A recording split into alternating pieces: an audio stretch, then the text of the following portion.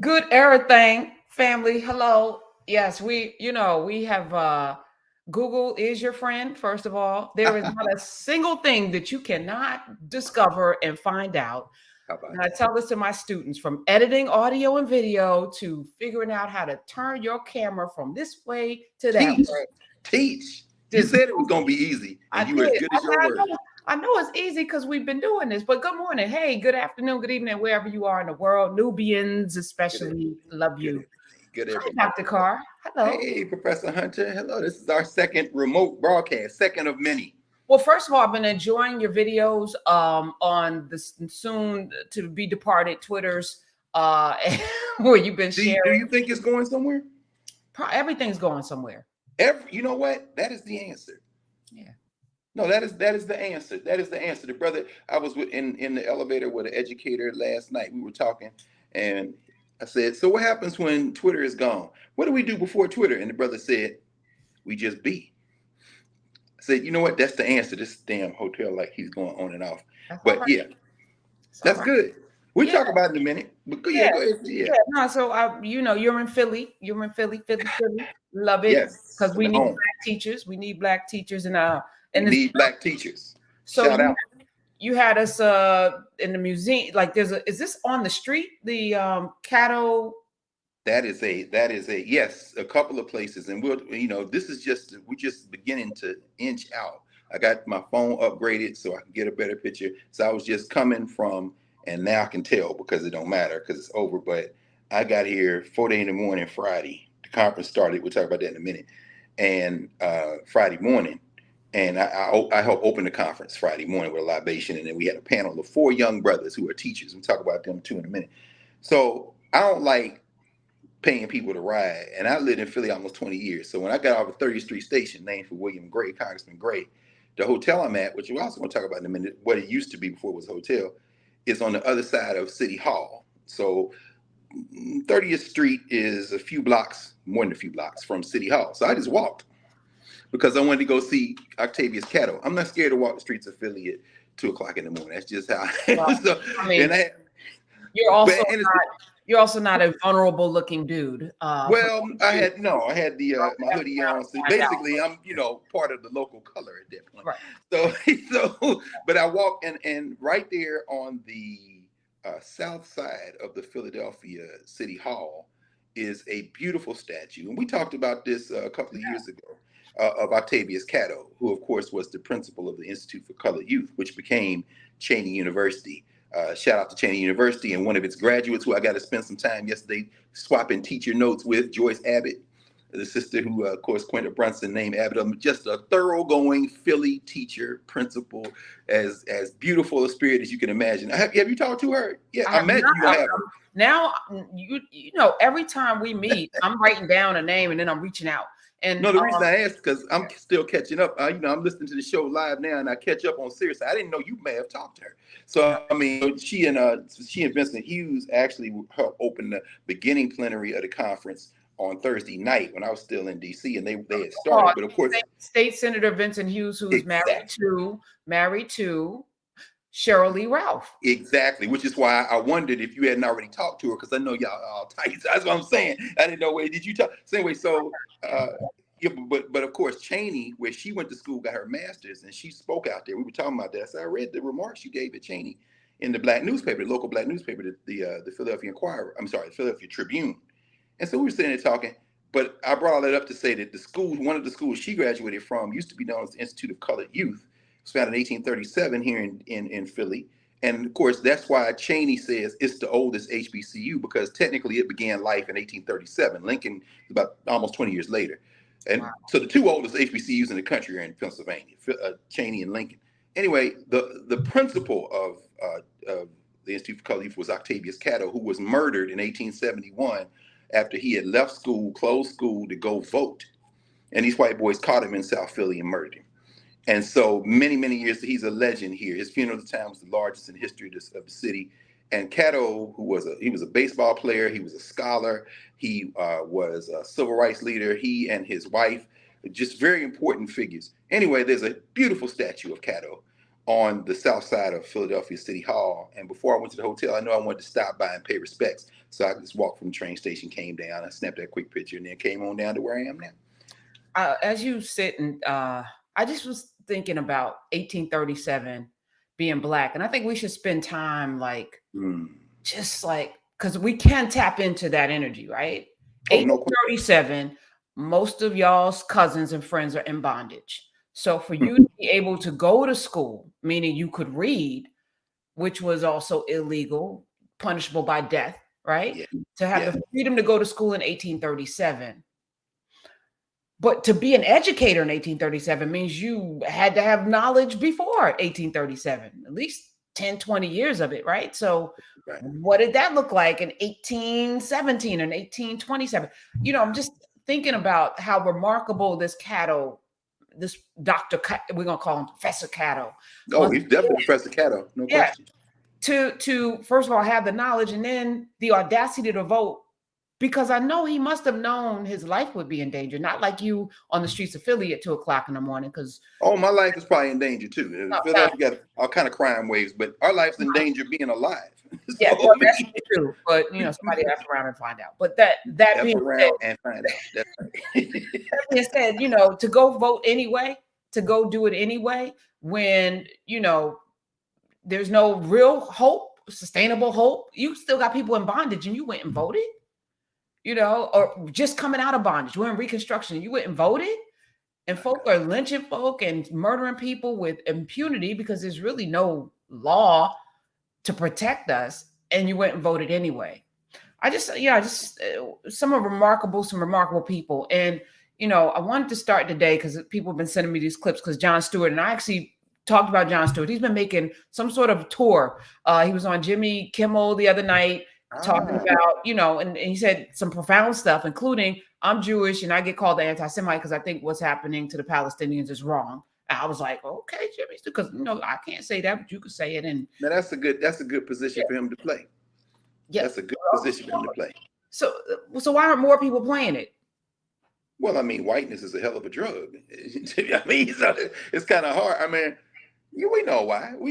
I mean, it's difficult. So why is it a good position for him to play? Because he can. Because he can. I mean, you know, as Kwame said, as Malcolm X told the white girl, I forget what was Harvard, one of the council places he had spoken, and she said, "What can I do?" He said, "Nothing." And then he thought about it and said, "Later."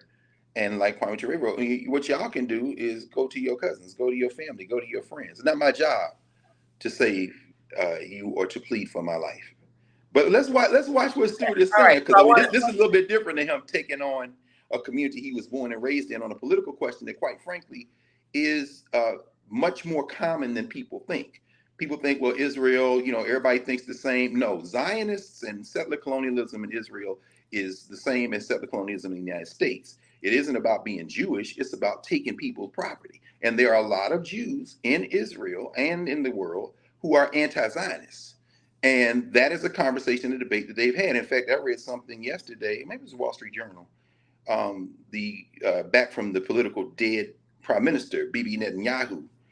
Somebody was making a plea, might have been the New York Times, where they were saying, you know, you need to make common cause, the kind of so-called liberals in Israel. You need to join with Netanyahu.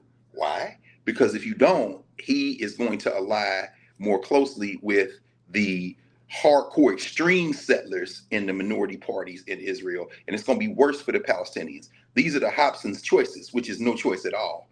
But Jon Stewart is voicing something on which he is not alone. There is a significant plurality of people in the world who identify as Jewish, who are Jewish, who are anti-Zionists. So we don't confuse Zionism with being Jewish or being Israeli, which is, of course, also two separate things.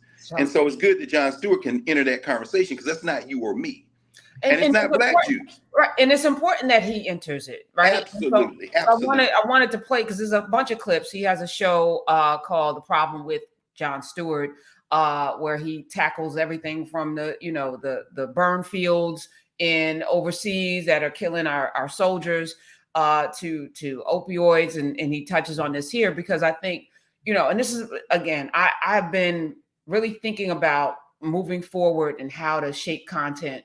And I don't want to ever center whiteness. I don't want to censor it because I think it all out. Put that not at all, W in there. whiteness. I don't want to because I feel like that's been our problem. You know, Yeah. they do something and we react, and then we're spending all our energy trying to. We're human. Our lives matter. Look at, you know, respect me. You know, love me. You know, and I'm like, that's too much. No, we got work to do. No, Let their cousins, you know, let's bring Jane Elliott, Tim Wise, all the people out there that do that. Y'all do more of y'all, and let's turn down, as you say, turn down the volume on, you know, the other stuff, because they're there to trigger so that we can react. And in the reaction, we don't have the energy to do the other stuff because it's a finite amount of energy. So I'm going to spend a little time with Jon Stewart because this is the blueprint. White people, melanemic people who I don't know. I want to be more anti-racist, you know, and there's a couple of clips. The first one's like 9 minutes. I'm not playing that one, but do watch it. I'll drop it in the Nubia chat so y'all can watch it. Please. But, so let me hit this, and Carr was like, let's not start with this face. Okay. Yeah, let's say hello first, because people don't say, wait a minute, what happened? Have we been colonized? No. This is safe from Elon Musk and his friends. We're in Nubia. Me out of it. Take me out of it. I wanted to end that clip. Did she mean that?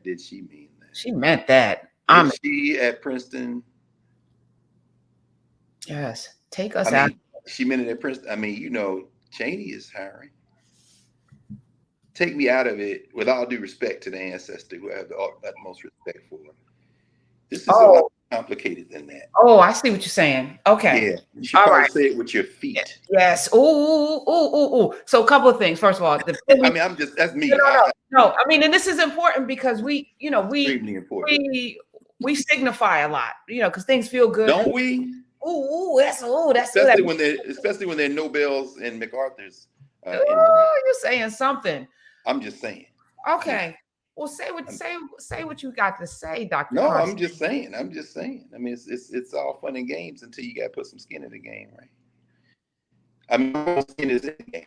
I'm not mad. I think Jon Stewart should do what he's doing. By the way, the irony of that picture of those white boys tearing down the Ritz-Carlton awning. I passed that Ritz-Carlton awning coming down to see Octavius Catto.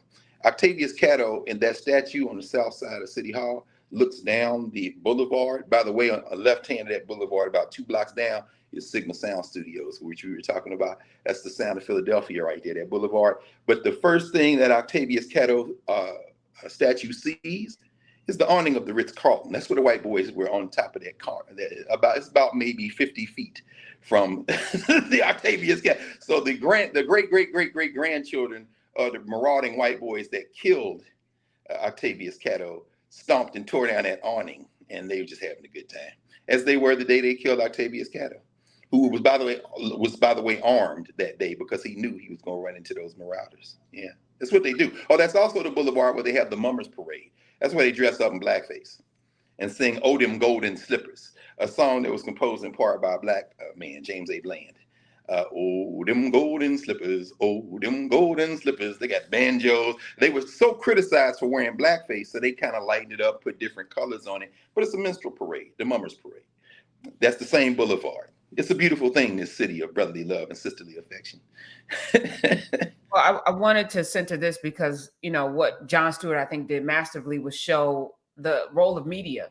You know, I mean, we go. No question. There are, you know, in the drumbeat of, and we parrot the same, you know, Bill Cosby, you know, black fathers, historically. Bill Cosby, who grew up in the Rich Down Projects, which is about 2 miles north of Philadelphia City Hall. That's where Fat Albert and Cosby Kids is. It's interesting how so much of what we talk about today is a Philadelphia story. Right there. That's why I wanted to bring it in, because when I saw Philly, I was like, I know you're there. But also, you know, it's like this trope. Even my father, you know, believed, you know, if just fathers would be home and just take care of your children and do it, you know, it's like, no, that's not the problem. And we're seeing it now, you know, and when he juxtaposed to, you know, the black ghettos versus Appalachia, where something happened to them and those poor things, and, you know, it's the drumbeat, and media's responsible. So we have to be more vigilant in consuming media and also holding media accountable, because it's just lazy.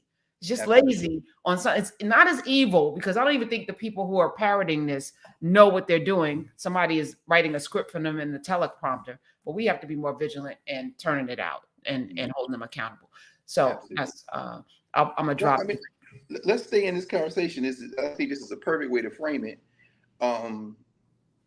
It's very interesting how white people can't see themselves as the center of every conversation, including the one we just saw from Jon Stewart. In other words, you know, yeah, your responsibility is to talk to white people. And I'm glad you played that Toni Morrison clip where she says, you know, y'all got to deal with yourselves.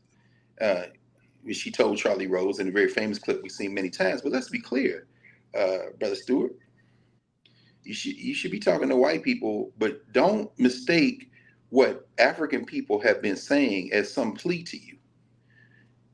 Let's be very clear about that. It's not about you, bruh. It's really not about you. Even the crimes that you have committed, the idea that somehow we exist to make you better is still implicit in that. So you're excoriating yourself and doing quite well while doing it. In fact, like Tim Wise, like Jane Elliott, y'all seem to do quite well. And when you promote even anti-racism, you go to the front of the line. So, which, it's interesting. I'm saying, so why don't you pay Karen Hunter, who has been saying that since, I don't know, birth, or Greg Carr. And in fact, no, that's not the right question. I think, was he deliberately stumbling over the word reparations? Yeah, because in the first clip, he leads off talking about reparations. And okay, because I saw the other clip where he was talking about George Floyd and social media and the racial reckoning and all that. And which, by the way, parenthetically, I think is important for us to pause and think about. And I know you've been consuming a whole lot much more than I have on this Twitter thing since everybody is talking about it. And I just want to ask you again, do you think Twitter will cease to exist as a platform in the near future? I think it's going to stay around. But if it doesn't, I'm honestly putting any energy. If it's there tomorrow, I'll be there. If it's not, I won't, Yeah, that's right. I got an actual home. So, come on now. Twitter's where I go, I sneak off to, hang out and cuss, in the streets. Right. And I may drink some liquor and act wild on Twitter. But I have a home where I take off my shoes and I'm getting fed, nourished and feeding and nourishing. Yeah. Yes. And therein lies the answer. This is where Jon Stewart can't help and shouldn't even try to help. You see, you have a home. We had to build a home. So when you go into the platform known as Twitter and say, I'm the architect of, and then lay out narrative, lay out Nubia, that's not as an advertisement for people to come here and talk about what they talking about. They're here. It's a reminder that we have a home. We have a home, you see. And that is the fundamental thing that whiteness never grapples with. In all the clips I saw from Jon Stewart that you shared, including that one, there's no mention of the fact that we do not exist to make white people better. In fact, the assumption is that we do, so that everything is about race and racism. Well, that's not only patently absurd. That's not the way. That's why we had to. I was talking to Dr. Tony Watlington, who's the new superintendent here in Philadelphia, new superintendent of public schools, and he's a historian by training, by the way. Came out of North Carolina, so talking about that curriculum that we developed with Philadelphia Freedom School students, a lot of whom now are adults, some of whom are now running the Center for Black Educator Development. That's my man, Sharif El-Mekki, the brother who's responsible now for convening this group. There was over 700 people here, mostly Black men. So if you've never seen a room in your life with 500, 600, 700 Black men who are teachers, that's what we were. But it wasn't just Black men. It was Black men and Black young men and Black children, a few Black children. There were Black women there as well, a number of Black women who were there as well. But, standing there talking to Superintendent Darlington before we helped Sharif open up yesterday morning, we were talking about that Philadelphia curriculum that we developed back in the early aughts, 2005, 6, 7, and then put into place. And we just passed, by the way, November the 17th, 1967, it's when the school children of Philadelphia, the Black school children, the teenagers and younger, marched on the Board of Public Education on the Parkway, now condominium, thanks to an incredibly inept, evil genius type, thinking he was brilliant, but in fact, agent of gentrification, educational as well as economic and geographical, Paul Vallis. Nice enough guy. I liked Paul Vallis. You know, we had I worked for the school district at the time. Vallis was superintendent, at least for part of the time. But again, everybody knows better for the Negro, but the Negro. And of course, with the collusion of other people, including some Black elected officials, they turned the school district, the building built for public education, into, in fact, an apartment complex, apartment building. But at any rate, in 1967, it was still the school district.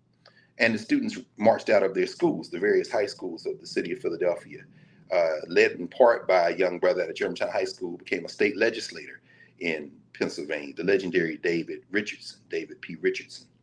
This was during the Black Power movement, the Black Studies movement, the Black Arts movement, the centering in Africana. And they were beaten mercilessly by police under the command of Frank Rizzo, a real piece of work, now long since dead, whose statue even was taken down during that summer of racial reckoning that Jon Stewart talks about in another clip from his show. And just standing there with Dr. Tarlington having this conversation, it's very interesting. I'm sorry, I say Tarlington, Dr. Waltington, Tony Waltington. We were standing there talking, you know, he's a historian, I'm in Africana studies, and we both have a real deep respect for the momentum of memory, as did everybody there yesterday. But in thinking about it in that curriculum framework, as I reminded folk yesterday, got a chance to spend some time with my friend and brother, Ishmael Jimenez. Ishmael is the director of social studies for the School District of Philadelphia and has inherited the responsibility of continuing to promote that Africana Studies course. Although the curriculum framework rewrote is not the one that is being developed, part because the administrators have told them, well, since, you know, it had my name is lead author Dana King, Mario Beatty, Lethea Watkins, so many others, John King, who wrote Daoud Malik Watts, who wrote Dr. Toussaint, those who wrote the lessons. They said, well, you know, it's a question of ownership. And as I reminded Ishmael now, and I'm saying this publicly, one of the reasons why you want to make sure that your intellectual property has shared copyright is so that you can preserve it in case there are attempts to abuse or misuse it. Now, I've never been one for profit. In fact, we started on this journey that we're in now because my basic grounding philosophy is that the system of education that we have in this country is too grounded and too incestuous, in an incestuous relationship with entrepreneurship and profit. And the best way for us to engage in education, of course, is to use the parlance of capitalism, give it away. So we have to do that. I mean, we attract enough resources to enable us to do the work. At least that's my philosophy. And I realize everybody didn't think like me, but it's a lot more effective for me to do the work and to find ways to sustain the work, certainly, but to do the work first. So Ishmael and I were talking yesterday, and I say this publicly, that, you know, not only should y'all use that curriculum that we developed, that curriculum was based on a search through of the dozens of forms of curriculum that were written before the one that we put together in 2006 and 7. And so, you know, it benefits from the momentum of memory. And what happens when you find yourself in institutions that will have you believe that you have to start from scratch when they never start from scratch.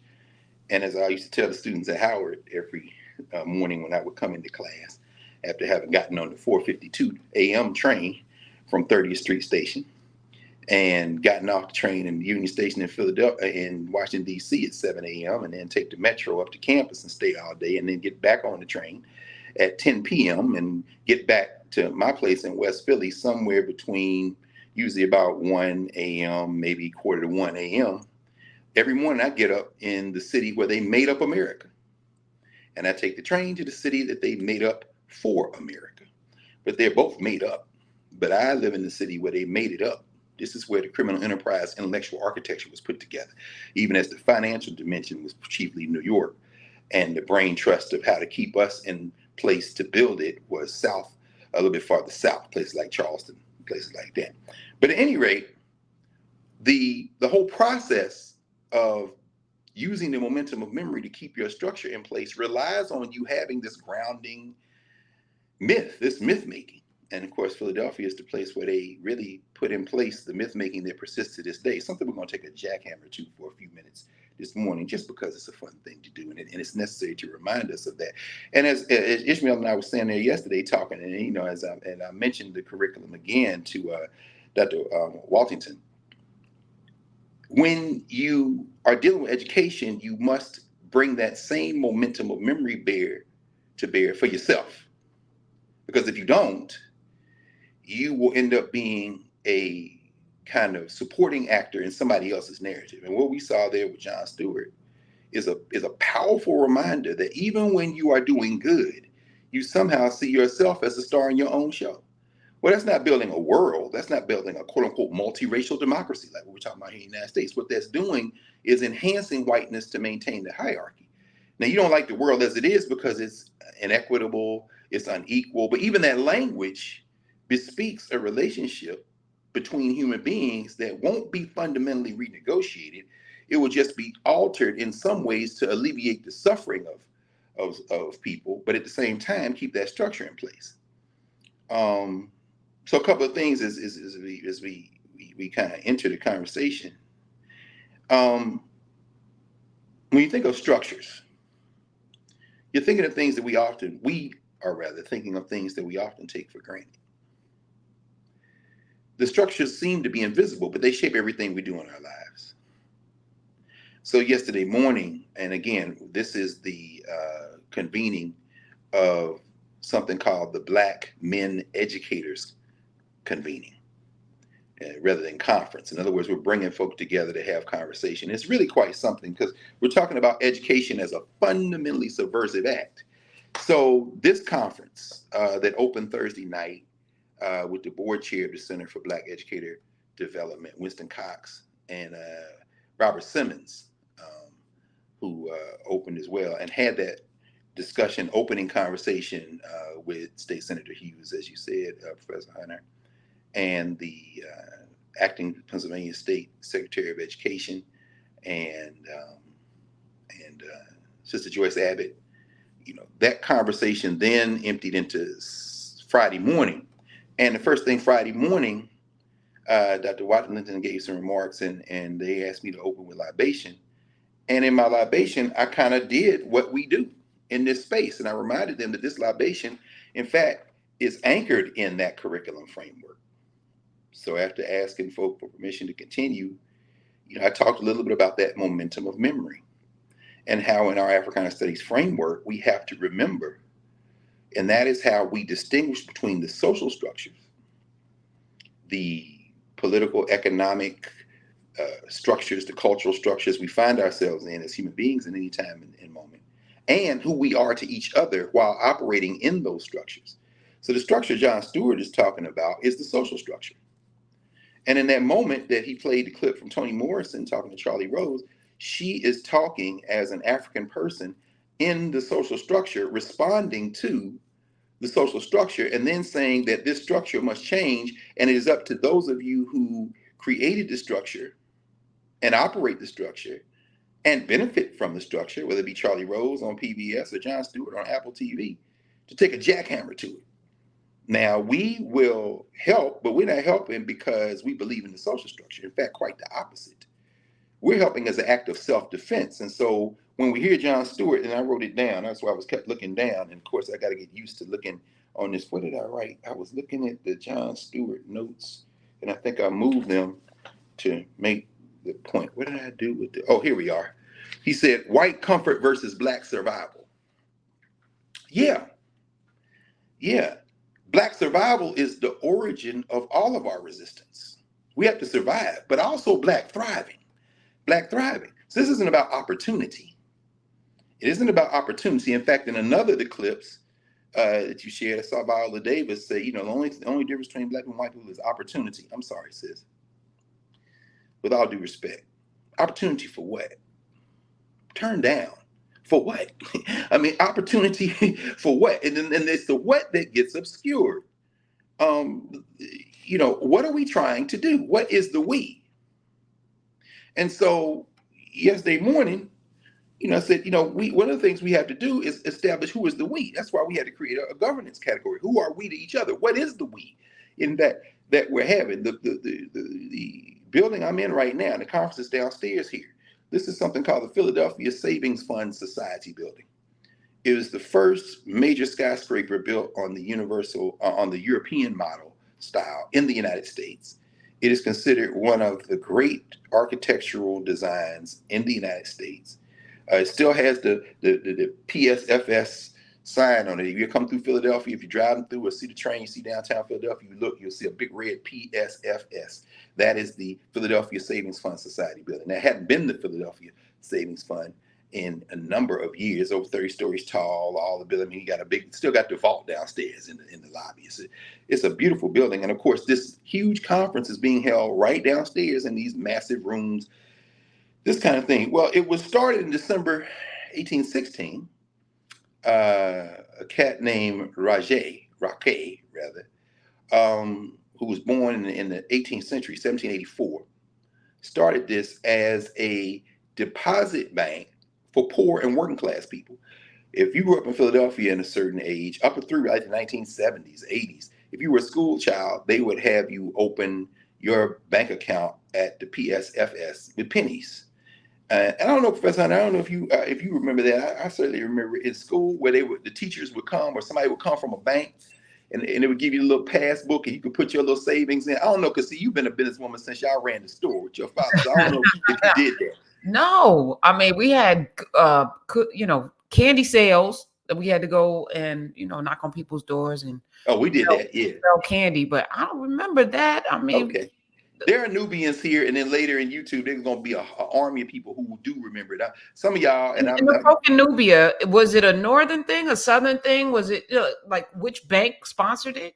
Well, clearly here in Philadelphia, it was a northern thing, and in Nashville, it was a southern thing. It was like banks would bring representatives from the bank into your elementary school class or your junior high school class, usually elementary school. The whole idea was to start children on saving.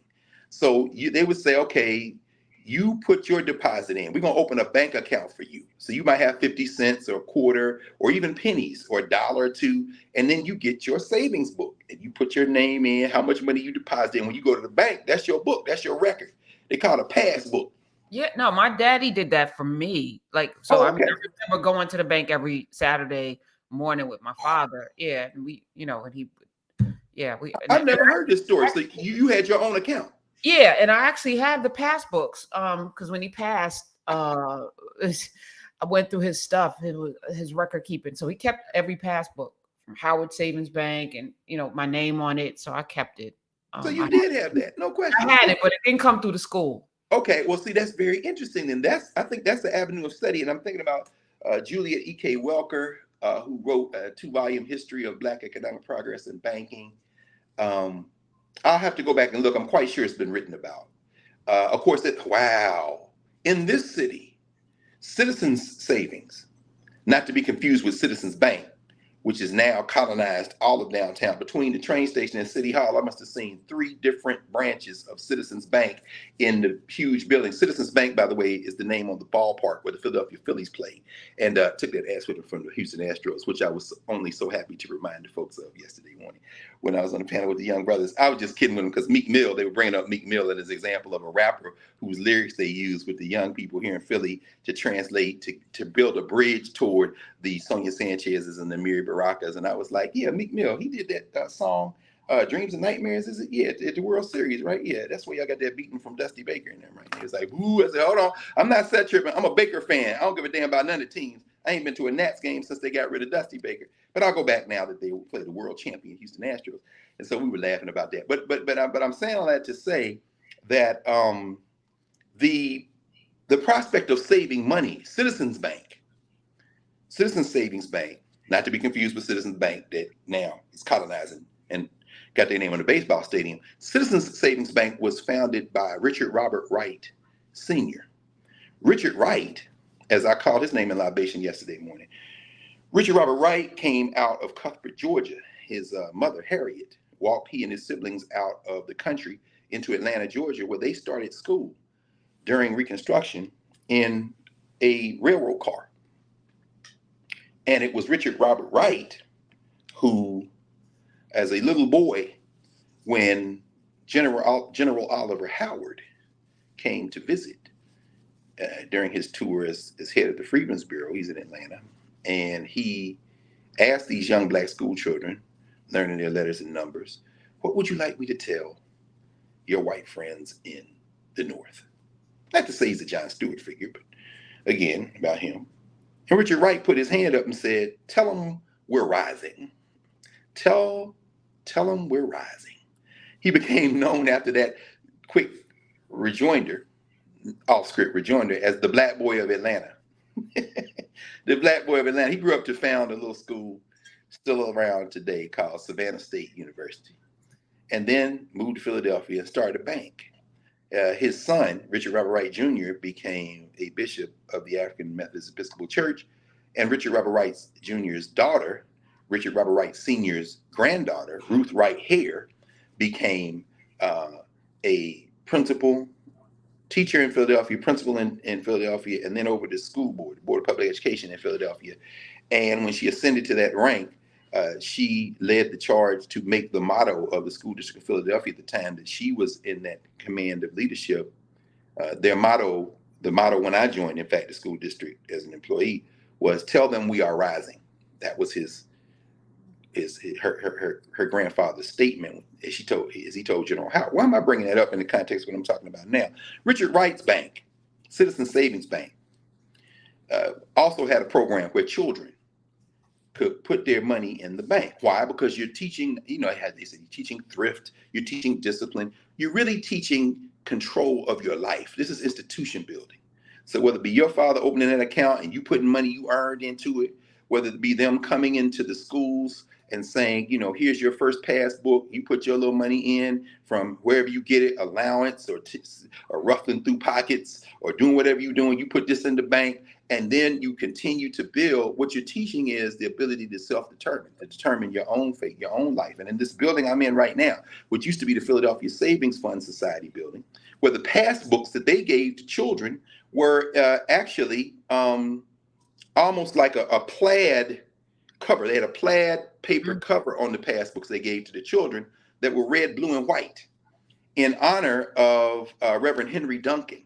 Henry Duncan was the Scotsman who had started a bank in Scotland, who was the inspiration for Ragay to start the Philadelphia Savings Fund Society building. So as people say, well, why am I telling all this social structure history? Well, the first depositor in the Philadelphia Savings Fund Society Bank was an enslaved African, the man that worked in the house, in Ragay's house, a brother named Curtis Roberts.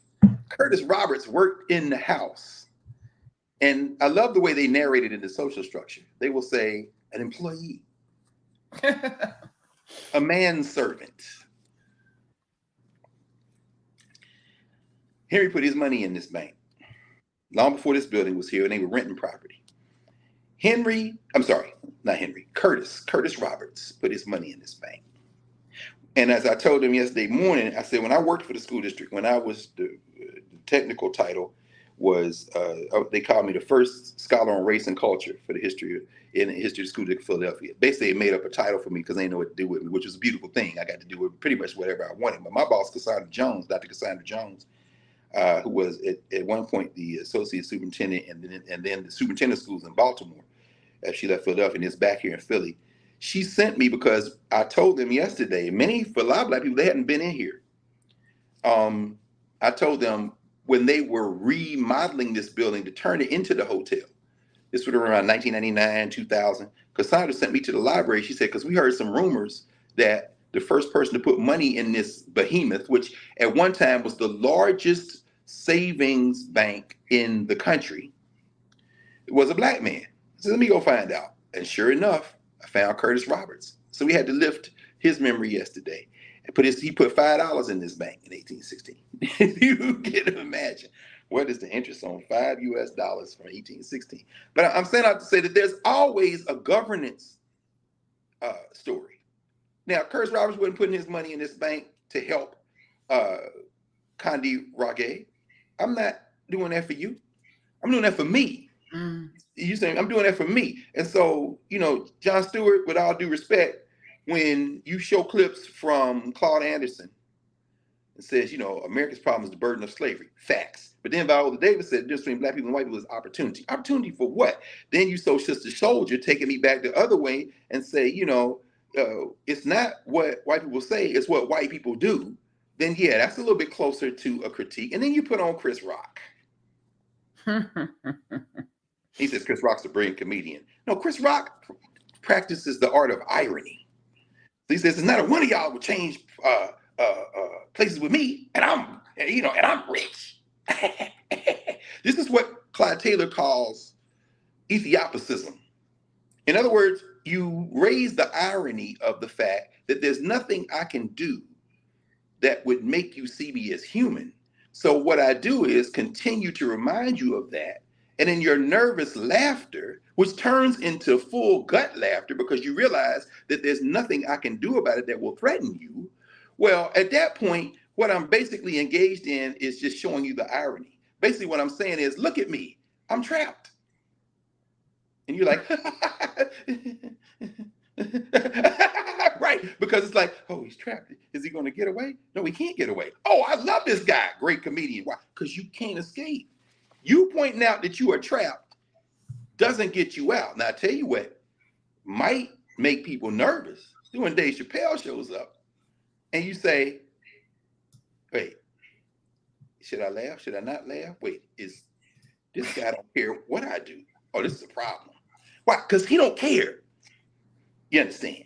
And it's not polite. It could be dead wrong or right, but it's going to be guided by what he says. Now, I don't know whether Lorne Michael threw his shoe at the television or cussed somebody out because Dave Chappelle did not basically staged a fake monologue in rehearsal the day before or the day before that he went on. Because at that point, now you got somebody who you can't tell what to do, but you keep asking him to come back. Why? This is a little word called RESPECT, as Aretha said. Find out what it means to me. You see what I'm saying? Not what it means to you, Brother Stewart. I get it. I mean, it's very noble what you're doing. But did you ask me what I wanted? No, you didn't. Because you assume what I said to you is how I feel, as we say, on the inside. Now, you can't trust Chris Rock to tell you what he feel on the inside. I'm talking about when all the lights are gone and there's nobody around looking. Now, if you could get a tape recorder in there, you might get a little truth. But what you're getting that you're comfortable with is a critique of a whiteness that's still not going to be displaced by the criticism. Because for two reasons. Number one, you built it, you dismantled it. That's what Toni Morrison is saying. But really, no, that's number two. Number two is it's only going to be dismantled by you.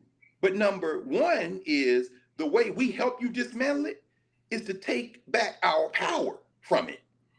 This is a challenge, you see. We don't exist to plead for our humanity to you. So then in another clip from that, same conversation about race, Jon Stewart says that you shared, Karen, you said, look at this, I'm gonna look at this. He mentions hip hop. And he said, Black people invented a whole genre just to explain it to us. That's why we made up hip hop. I get it, brother. I'm saying brother in the broadest sense of the human, like my friend Cornel West does. But let's be clear.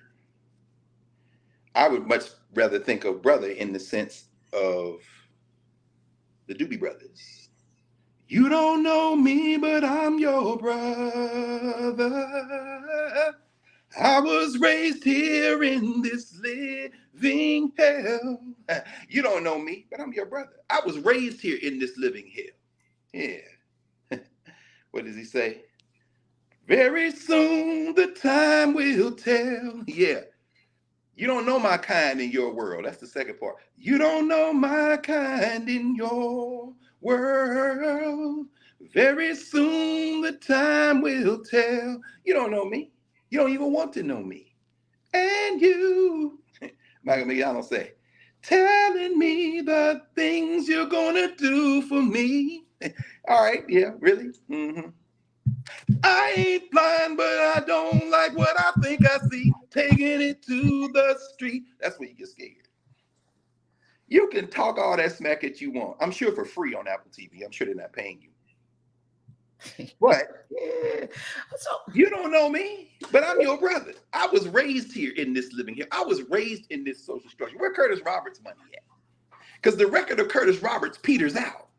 Cassandra sent me to the archive to find Curtis Roberts, but I'm not satisfied finding him. I want to track him. Ain't been able to track him. What Curtis $5? Got to be worth at least 2 of these floors are here right now. So So Dr. Carr, what do we do? I sincerely believe that Jon Stewart thinks that he is on the right side of. Like, this ain't a critique of Jon Stewart. No, I know. But what I'm saying is that there are people that they're listening to people, and there are people probably in his life that have told him things, and he's filtered. I'm sure. I see there's like 1,000 writers, and people, they're in these rooms and talking, and I'm sure there are people who look like you and me in those rooms telling them, yes, that's great. So when do you get to know, unless you're watching in class with Carr, and we don't have a million people watching. Or if you're in Nubia, we don't have a million people. So the disbursement of the information, and even me, I have to sit back and like examine. Why do I think? Oh, Dr. Carr just checked me on that. No, and you check me. We check each other. That's how I embrace the check because it's like everything that we think we've been taught to think this. So to dismantle the thinking requires a different kind of understanding of things and an openness to checking yourself or being checked or saying, oh, wait a minute, that Toni Morrison piece that I play over and over again on my radio show needs to be examined a little more deeply, and not as a criticism, but we again come with the things that we've been taught, and it sounds good, it feels good, and we love to signify. But what do you do if you're Jon Stewart and you're really trying to change? I think he really is trying to get people to think differently. He's not Bill Maher. He's not Bill Maher's horrible raggedy ass. I like Bill Maher though, because Bill Maher says what they saying when ain't nobody around. We run this shit. So what we gonna do? We need to do. Y'all crazy, but in fact, what Bill Maher, I saw a glimpse of him last night after I got in. What he said something. Well, it didn't make no sense because he always saying something stupid. But I think Jon Stewart needs to do what he's doing. I mean, if Jon Stewart were in Nubia, if Jon Stewart was in narrative, pause. I'll say this about Twitter. And people have been saying this, you probably have already discussed it, Prof. Social media generally, but when the young sister filmed George Floyd being murdered, when the young people in Ferguson took to the streets, when Cori Bush was out there, now in the halls of Congress, when folks began to assemble, Twitter has been an extremely valuable conduit for immediate convening. Mm-hmm. And that's why I don't think it's going to go. That's one of the reasons I don't think it's going to. I agree with you. And see, obviously you're a cold-blooded expert in all of these forms of media discourse. And I agree with you. And I'm glad to hear you say that in response to the question, what's going to happen? It's not going away. Musk has taken a jackhammer to a lot of it, but it is too deeply ingrained in the daily exchange, even as it is not nearly the most widely used or shared. I mean, there's, if you look at Alibaba, if you look what the Chinese have developed, and of course, even Facebook is more widely, no question. And the platform that we use, YouTube, which I think, in fact, I was talking to a guy last week who was saying people really, really don't maybe think too much about the influence of this of YouTube. I mean, YouTube, it's not anyway. We look at dollars and cents, we look at revenue. No, but just the idea that anywhere in the world somebody clicks on something and watches this conversation. I actually went into the geography while you were on, and we have right now, there's 13 people in Haiti, there's 26 people in South Korea, Tanzania, Israel. We have 27 folk watching in Israel. Wow. Guyana, the Philippines, Mexico, Puerto Rico, Sweden. There's 71 folk in Sweden. Come on. Japan has 112, in Spain 120. And I'm like, you know, Netherlands 304 people, 323 in France, Trinidad, Tobago, Australia, Jamaica, Germany has 500 folk right now. 817 people in South Africa, Zambia, Canada, UK. I'm like, yo, that's stunning, right? So you think about reach. Yes, YouTube, 1 billion people is Google, you know, and you know, and then I'm, you know, constantly talking with the team even about Nubia, which is why I'm not like, come on, everybody, because how a thing starts in its infancy is what. So really, Twitter took off with the Arab Spring. Twitter took off and was founded in this people being able to use a platform to tell you what's going on when your government's media shuts it down. And Elon Musk is taking a jackhammer, but a jackhammer is being taken to him every day. People are falling on him every day. Continue because it's unwieldy. Folk quitting. Oh, you want to fire people? All right, you need everything here. We're leaving. That's right. What you gonna do? Right. Oh, now you got to bring people back because you know, like he is in a world spin right now, and it's fun to watch. It really is. Yeah. And Michael Harriot, brother, you're just a genius. Is he the one? If he didn't, he weaponized it. This whole hashtag of the Black Twitter, who's gonna sing it to repass? And I saw you in there. Oh my God. And you know, he's also, you know, keying us into some key because he's a journalist, you know. No question. He's bringing forward like their policy on diversity. He was like, and let's not forget, he is a governance structure educated journalist, homeschool, community education. So don't think Harvard and Princeton or Howard and Morehouse. No. This brother came out of the house, the literal house. But anyway, and one of the first Nubians to come in and give scholarships. Yeah, like no question. Yeah, he's bought in, not bought in. He is birthed from invested coming in. And no question. No question. Yeah, no. So it's going to be interesting watching how this all plays out. But you know, I'm just sitting in community with you helps so much because it's like, how do we move now? What's the next play? Okay, just sit and just let it breathe. No, and the fact that you read all that, all of us in here in real time in that conversation, and all those different people in different countries, a couple of things, and we'll tie this really to again the conversation we've been having over the last couple of days, and we'll finish up today. When we get off here, I'm going to rush downstairs because Yasha Shabazz is speaking this morning. Tell her hello for me. Oh, please. you know I am. You know I sent you. Obviously gonna give her the greetings. I know that's the homie for you. So, so I mean, that is really the conversation. In fact, there was a beautiful principles forum right after I had a conversation yesterday morning after finished libation. I was really honored that Baba Sharif and the crew at the center asked me to moderate a conversation with 4 young brothers who have been teaching around a year or less. My man Tamir Harper, and these guys are in our freedom school model. So we were together in the summertime. It's my first time seeing them physically because I was in DC, they were in Philly, and this will be the last time we do it that way, hopefully. But Amir Williams, who was at Westchester University getting his master's, Philadelphian. I mean, he is teaching now. Foley Koivi, who is at Howard, finished his freshman year. He's a teacher as well. Brother Horace Ryans, who's at Morehouse, just a brilliant brother. I mean, I told Horace, man, you had a gift. Some things you come here with, right? That capacity to kind of draw people in and hold their attention. And as you are learning, everybody learns together. I just, love Brother Horace. And then Bryce Thompson, who was his homie. As well, was at the College of Worcester. These are 4 young brothers, and they had a conversation around. Forget Tamir. I started with Tamir Harper, who is graduated from American University. They are humanities teachers, mostly English, social science.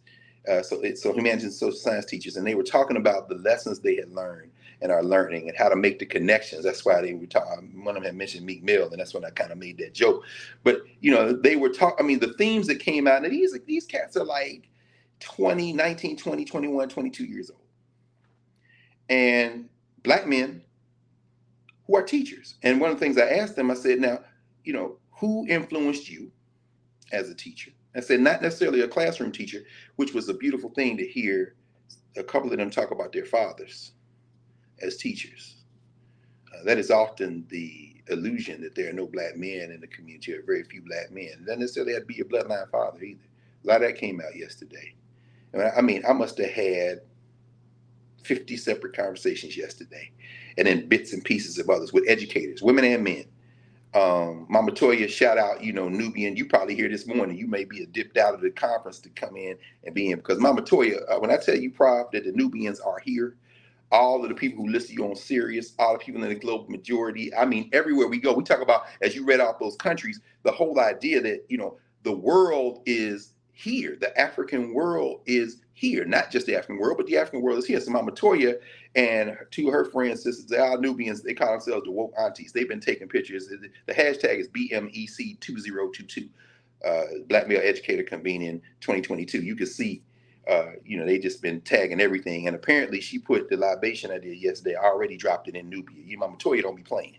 And she's come in on office hours several times, right? She's back in, she's teaching now. She's in this movement. But I bring it all up to say that after we finished that convening, it was really something to sit there with, there was a panel of principals and school leaders, brothers, called the Leadership Necessary for a Sustained, Highly Effective Black Teacher Program.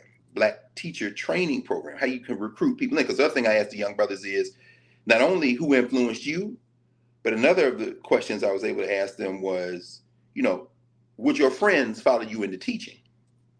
To a person, they were like, don't know that they do it. And then they started talking about what teaching takes from you that is replenished by what you give to it. The long hours, the moments when you say, man, I don't know if I can do this. I can keep this up. Now, mind you, it's a hell of a thing to hear a 20-year-old say after 6 months in the classroom, man, I come home and be like, I don't know if I can keep this up. So, as they were talking, and it wasn't a sad thing. It was just like, you recognize, and one thing to talk about teaching is quite nothing to do with it. Standing with Joyce Abbott, who just retired and now has a whole world to teach, because one of the children she taught has found her way into a social structure formation where she can use a lot of that valuable lesson and experience as a platform to now bring to the world through humor in a show like Abbott Elementary. I said, it must be quite satisfying. She was like, yeah. I said, but imagine when you teaching these children, she said, well, that's how we do. That's what we do.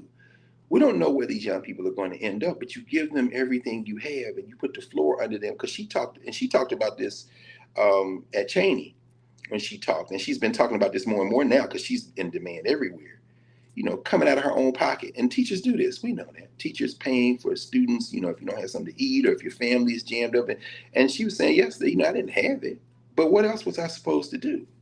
And to hear those young brothers say that, yeah, while my friends might not follow me, or maybe they would if they were more supports, this kind of thing. What I said, they said, what keeps me in it was a simple word, the LOVE, the love. It's a hell of a thing to hear a 20-year-old, 21-year-old, 19-year-old say, it's the love I feel. The fact that young children who other people say they don't want to learn, they get in trouble and they say, I want to go to Mr. Williams' room and read. You want to what? Well, go down there and since you want to come in the room and read. Why do you like reading in his room? Because reading is something that I enjoy, and I didn't know I enjoyed it. And he believed I could read, and he didn't act like I couldn't read. It seems simple, but that's the love that rechannels into the piece. Now, how does that relate to what we're talking about? This broader sense of, what should those who kind of have the advantages in this system, like a Jon Stewart, what should they be doing? Well, when you have a space because of your whiteness, because of the success that your whiteness enables, a success that is unimpregnable. Y'all been looking at the papers this week. Yale, then Harvard, then I think Berkeley, Stanford, who else? There were a couple of Columbia. It was one of the schools have announced, the law school deans have announced that they will no longer participate in the U.S. News and World Report's rankings. And the top, there's something called the T14. If y'all, those of you who applying to law school, the same, it's virtually the same 14 law schools in the United States of America that are the top law schools. They stay the same year after year after year after year after year. Now, once you get to 14, 15, 16, they be fighting to get into the top 14s. Like Georgetown has traded time, at time. They've fallen in, they've fallen out, they've come in, they've come close. And then that second tier is now saying, well, we can't afford. We know that those rankings ain't shit, but we can't afford not to participate because we trying to get in the top 14. And then you go down farther, and they saying, yeah, well, we can't afford because we are. U.S. News Report and World Report, by the way, has said that they are going to rank those schools, whether they participate or not, using public information. Because what they are doing, of course, is showing up their credibility. They got ad revenue to generate and prestige to generate. But the reason I bring this up in the context of Jon Stewart, I mean, like Jon Stewart, and unlike Kanye West, Kyrie Irving, and somewhere between the Jon Stewart and the Kanye West, Kyrie Irving, but closer to Kanye West and Kyrie Irving than Jon Stewart is a Dave Chappelle. Unlike Jon Stewart, unlike the blacks, just like in some ways Jon Stewart, Yale and Harvard ain't gonna be canceled because they don't participate. You see, those schools below the top 14, as ranked by U.S. News and World Report, don't want to pull out because they trying to get in because they still use that for prestige to attract applicants, this kind of thing. Yale and Harvard have also said, and they're talking, you can make the LSAT optional, the test to get into law school. Yeah, why? Because you can't do anything to Yale and Harvard's brand. You can't do anything to their brand. So what do you do then when you have the indelible credibility of whiteness? Then what can you do to dismantle this system? Well, you're not going to dismantle Yale and Harvard. You're not going to dismantle Apple TV. You're not going to dismantle Disney. But what you can do while you're off seeking profits is hire Ryan Coogler and say, well, we make all the money in the world. We're going to give you free reign to help us make all the money in the world by telling a story that might make these people that you claim to represent or want to represent or think you represent in some form a little more comfortable in their beingness in the world, as long as we make the money. Now, what Ryan Coogler and them got in their mind is, well, while I'm doing that, what you can't see, because you don't know me, but I'm your brother. I was raised here in this living hell. You don't know my kind in your world. Very soon, the time will tell. As you're telling the story, what you're doing in your mind, coming out of a governance mentality, at its best, is trying to tell stories, trying to participate in conversations, as Jon Stewart puts non-whites into the conversation. Maybe a Larry Wilmore, who then puts on an Amber Ruff. And I'm not sure, it's not my world. But the point is that maybe those people give a glimpse to people who are perceiving that information differently. So whether it be an MSNBC with Tiffany Cross, who, and Joy Reid, who's gotten blacker and blacker over the years, it's like, we don't really want you. We feel like we need you until we don't. You're never going to be in the hierarchy as such. We're always going to keep you at arm's length. When we do get rid of you, we're going to say it's your fault. But in that crack that you have, if you've got in your mind, you're going to try to talk to your people in a way that helps get them a little bit closer toward resistance and fortifying resistance. That's what the Jon Stewarts can do. That's what the Harvard and Yales can do. Again, realizing, as Toni Morrison, who I have no doubt and know served that function at Princeton, whose papers, which are not at a black institution, but at Princeton, will hopefully serve that function for some researchers. That is the type of, to borrow from a brother who was here yesterday, who I've mentioned before only in terms of his work. I don't really know him. I don't know him at all. In fact, just met him yesterday very quickly. Jarvis Givens. That's what I suppose Jarvis Givens means by fugitive pedagogy. Actually, I know he means a little bit something different than that, but I'm using it in that way because, again, you're talking in white spaces. And when you're talking in white spaces, the best you can do is create a little space to operate and perhaps help some people and be a little subversive, to quote Bell Hooks and so many others who have operated in these white spaces. Go with God. It's a beautiful thing. I'm not critiquing that at all. Now, the panel that came after the young brothers who were teachers, was one that I really, another one, all of them have been like this. I really enjoyed Kwame Simmons, who's out of Detroit. Roberto Rodriguez, who is a deputy superintendent. I'm sorry, deputy superintendent, deputy secretary of education, Department of Education. Very interesting. William Hayes, who is the leader of Philadelphia Boys Latin. Now, you'll know we make some progress when we have Philadelphia boys or Philadelphia girls met in nature. But you know, we love those Romans, don't we? Don't we love those Romans? Anyway, folks. But but the two brothers who really I was very happy to see, my old friend Salome Thomas L., who has been a principal for years. Salome Thomas L., who has been, they've been trying to lure Salome for years, trying to lure him out of public schools. He wrote a book a number of years ago. It came out, trying to work for the school system about 20 years ago, called I Choose to Stay. He's probably best known nationally and internationally for starting chess clubs at his schools, and then engaging in these broader networks. And one thing Salome did, he talked yesterday, he's told this story a billion times about how, you know, the chess club, first chess club he started, one of the first chess clubs he started, the young brother was in trouble and he's about to get suspended. He said, I could suspend you. He said, I can't be suspended, Mr. Thomas L. I can't be suspended, Principal Thomas L., because my mama will kill me. Okay, well, it's either suspension or you join the chess club. I'm gonna join the chess club. And then he started training award-winning chess players.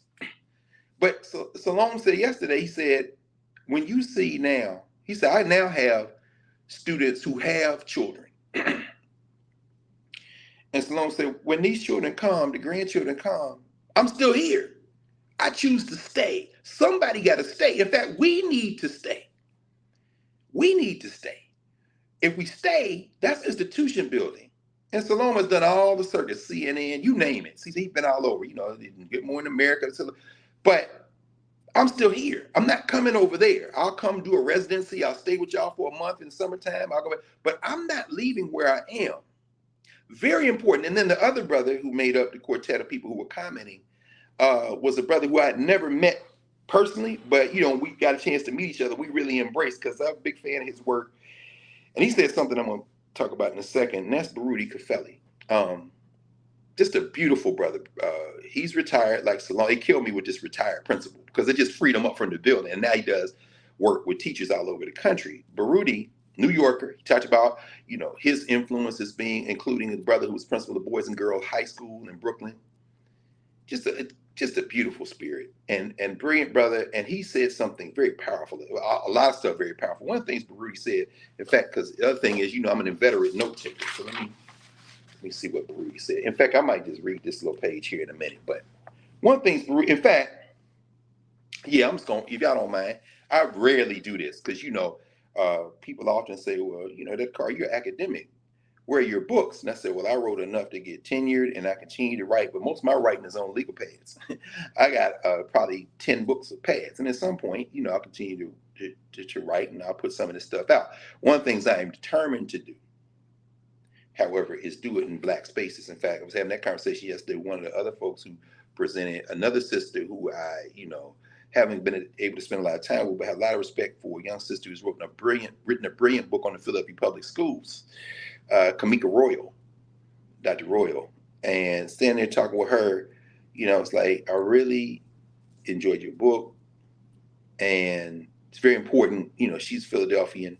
When she was coming of age, Connie Clayton was the superintendent of schools, first Black woman to be superintendent of schools in the city of Philadelphia, and she tells a story between the late 60s and late 20 teens, really almost up to 2020 in some ways, about Black education in the city of Philadelphia. And I said, you know, excellent book. I said, imagine one day when that book could be published by Cheney University Press, because Cheney was the school in the Philadelphia area that trained the Black school teachers.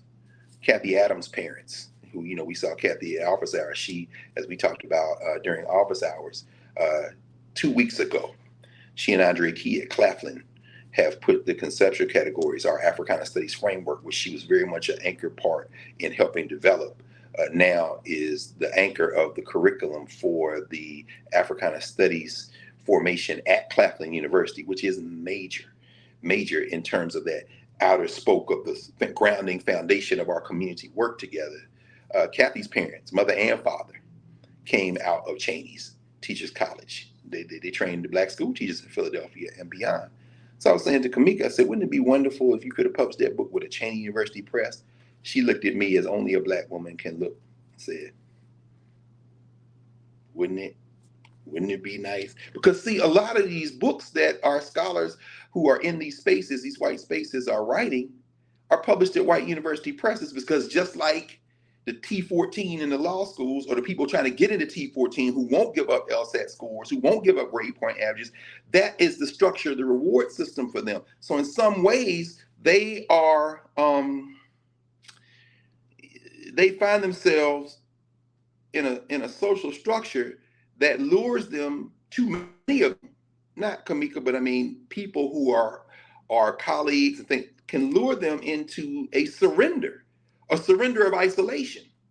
The special Negro in the white space. In other words, I call them that's what I call the pet shop type of black scholars. Look at this remarkable poodle. Bark for us. Huh. It's very nice. Oh, that's nice too. That collar's tight, right? That collar's tight. That's the ones writing about Black Power, publishing. As long as the collar is tight, you ain't got to worry about that. But wouldn't it be nice if the black institutions had that ability? Because then at that point, it's RESPCT. Find out what it means to me. But in having that conversation, Baruti, Principal Kafeli, was talking about what it really means to intervene. And here's where I want to turn to what we can do. The stewards of the world should be doing what they're doing. And as you're doing it, you should, if you're really about that life, put on more people who are going to tell you the unvarnished truth to your face, which is, as Toni Morrison told Charlie Rose, that's your problem. That gives you a glimpse, mind you, a glimpse. Because we not in the business of saving you. Black women, black men did not save democracy in the election. That's not our job. Our job is self-defense. You said it yourself, John. Self-defense. We're defending ourselves. Harm reduction. That's why we're intervening at any particular given moment in the history. That's hard to put in a history book. But anyway, let me just read you. These are just notes I was taking as I'm listening to these brothers. I wrote down convening of educators. This is what we're here for. This is a convening of educators who see teaching as a revolutionary act. I saw some of my former students who are now grown with children of their own who are grown. Some of the first people I taught in Philadelphia, who I was in community with in Philadelphia, the first class I taught at Temple when I was a teaching assistant, but it's only assistant in name, that's in pay. There was nobody in there but me. In other words, this your class, no problem. Norman Bayard, Baba Norman Bayard, who is just a brilliant educator. He and his wife, Shane, I remember when they met, they were both students at Temple.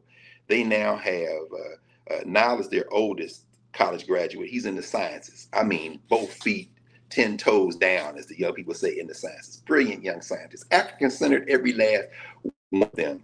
Nandi, their daughter, is a brilliant dancer. Norm was telling me that she's gonna be dancing in the Nutcracker. I said, brother, they can't see her. You don't know me, but I'm your sister. I was raised here in this living hell.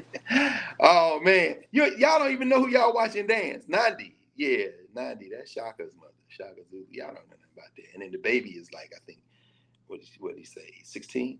The baby, man, that's only like 2 years younger than you were when we all. John King, his sister Dana was the director of social studies for the school district when we put the curriculum together. She was really the architect on the school district side. John is a professor of himself. John and Dana King, their father, John Griffin, was one of the brothers who they went into witness protection, the FBI. Some of y'all know about the Hanafi Muslims, the slaughter that took place in Washington, D.C. in that house that Kareem Abdul-Jabbar bought. Say less. I'm going to say less about that. But at any rate, John and Dana King, just brilliant educators. I saw John yesterday. They were all here. But I'm saying this was a convening of educators who see teaching as a revolutionary act. The rhetoric sounds great to say that, right? But yesterday we saw lots of effective teachers, administrators, programmatic workers, but the fundamental disconnects persist. Here we go. We are conceptually bound. We're still bound conceptually. And you know what broke that open for me? Baruti yesterday. And now, mind you, This isn't what people were doing yesterday, were doing Thursday night, are doing right now while we're here. They are doing the work of revolutionary work. Again, Ishmael Jimenez, Mike Africa Jr. was there. You know, of course, Mike Africa Jr., whose father and whose family, of course, talking about the Move 9, where in this city, they were bombed and killed, and many of them free to Move 9, by the way, are in jail. Shout out to Pam Africa, Ramona Africa, all the people here.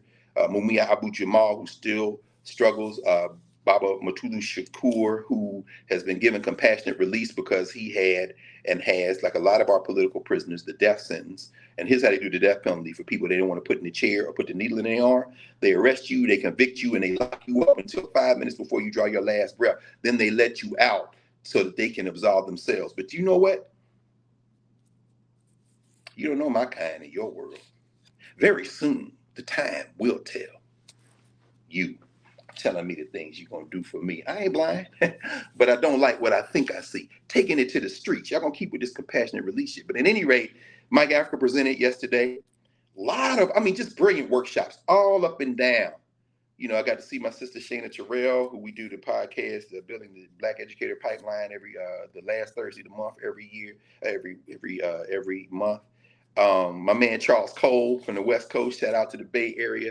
Charles Cole, brilliant brother. He got the fronts, he got the baseball cap, and a first-rate educator. He is another, along with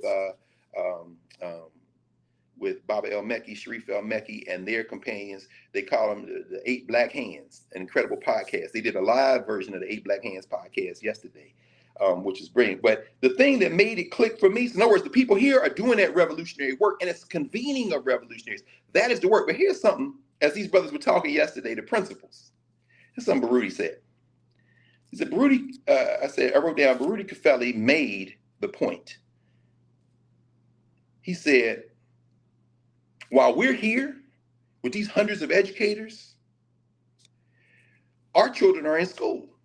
He said, let me tell you the real uniqueness, sadly, of this convening. We're here having this conversation with each other about things we all know to be true, trying to strategize on how we can get more people into the teaching pipeline, including really emphasizing at this point Black men, but Black people generally, certainly Black men, and we having these young brothers talk, and it's kind of, we're here with that. We're right here. We're clear about that. He said, I go all over the country. I don't do this. He says, you know who I talk to in teacher development?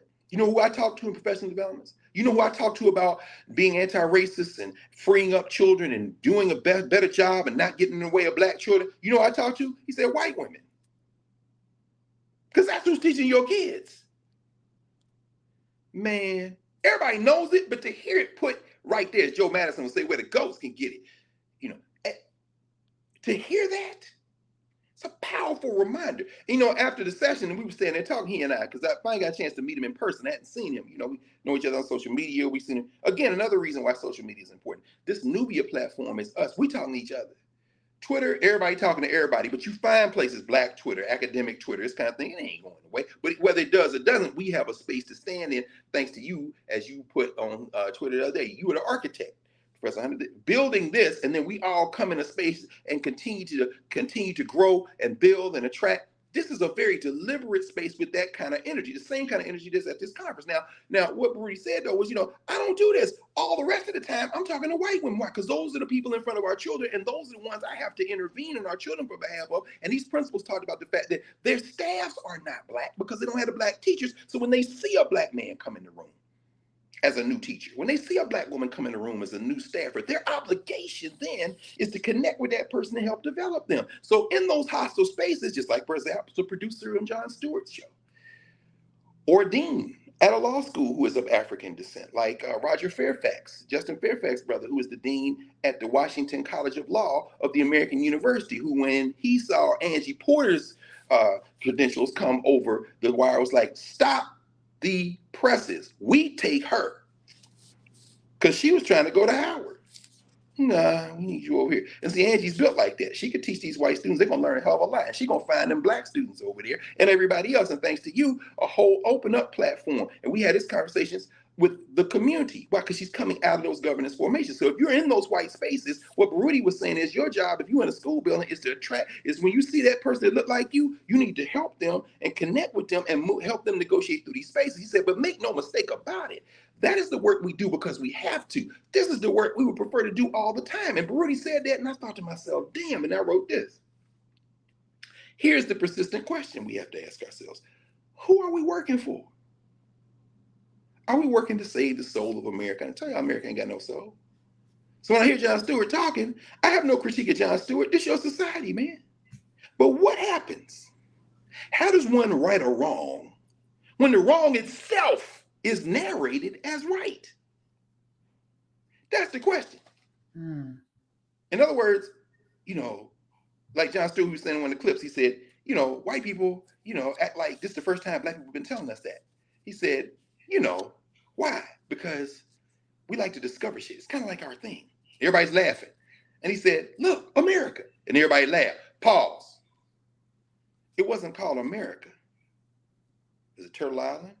I know you're saying that, but what you're also doing is back mapping into history your white narrative.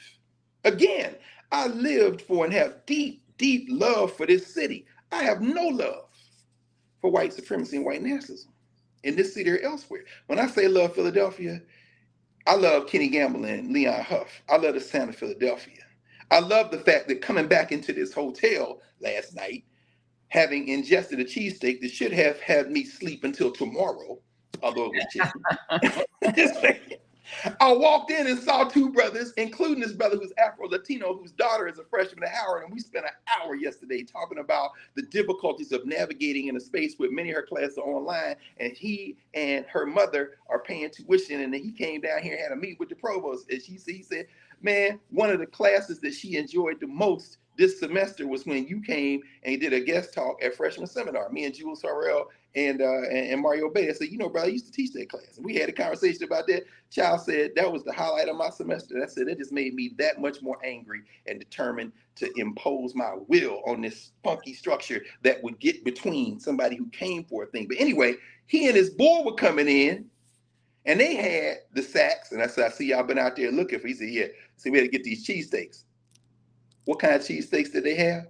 Halal cheesesteaks. Why? Because everybody in Philadelphia is either a Muslim or an honorary Muslim. That's the Philadelphia I love. These niggas went out and found a halal cheesesteak. Why? Because you can find, because of course this is where Malcolm lived in North Philadelphia. Temple number 12.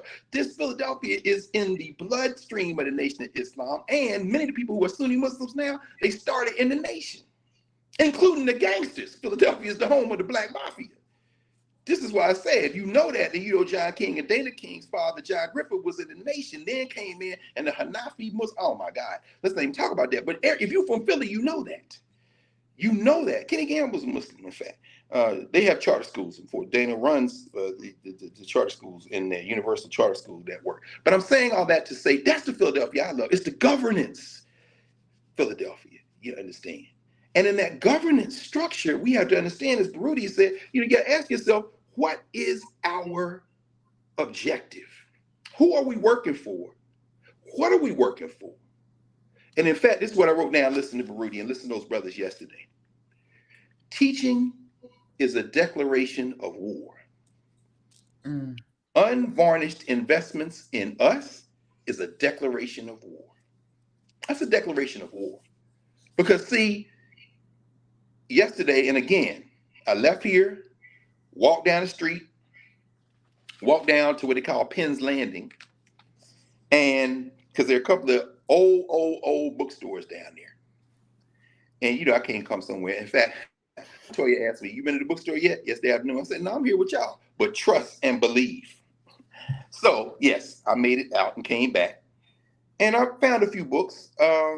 This is one that I didn't have that I'm glad to come up on because I've been looking.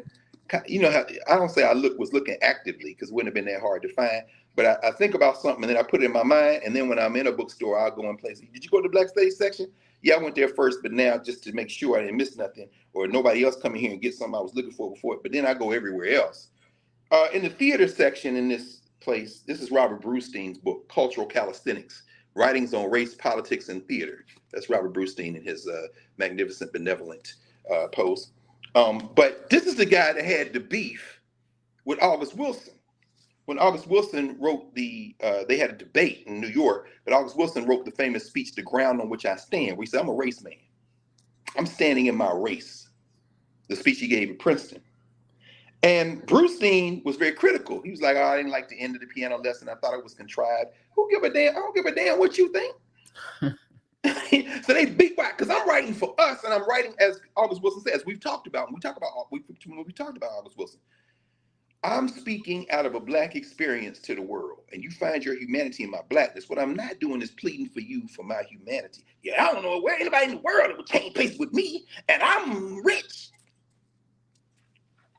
Nah. August Wilson is saying, I'm going to tell it the way I see it, and you will find yourself in this. That's a beautiful thing. Because I have to have that speech. Between last Saturday and this Saturday, I spent Saturday evening a couple of hours with Felicia Rashad, the dean of the Chad Boseman School of Fine Arts at Howard, because she has represented two plays from the 1920s, one by Willis Richardson, who's kind of seen as one of the founders of Black theater in the 20th century, friends with Carr G. Woodson, published a couple of volumes of his plays, and another by Mary Burrell. Mary S. Burrell, a fascinating figure, for years on the faculty of Dunbar High School, the companion, lover, confidant. Today, in today's world, they'd have been married to the great Lucy Diggs Slowe from Howard University. We talked about Lucy Diggs Slowe, the tennis champion, and when we talked about Dorothy Porter Wesley a while back. Those of you who are not yet in the narrative in Nubia, all of those things are archived there. You can see we talk in great detail.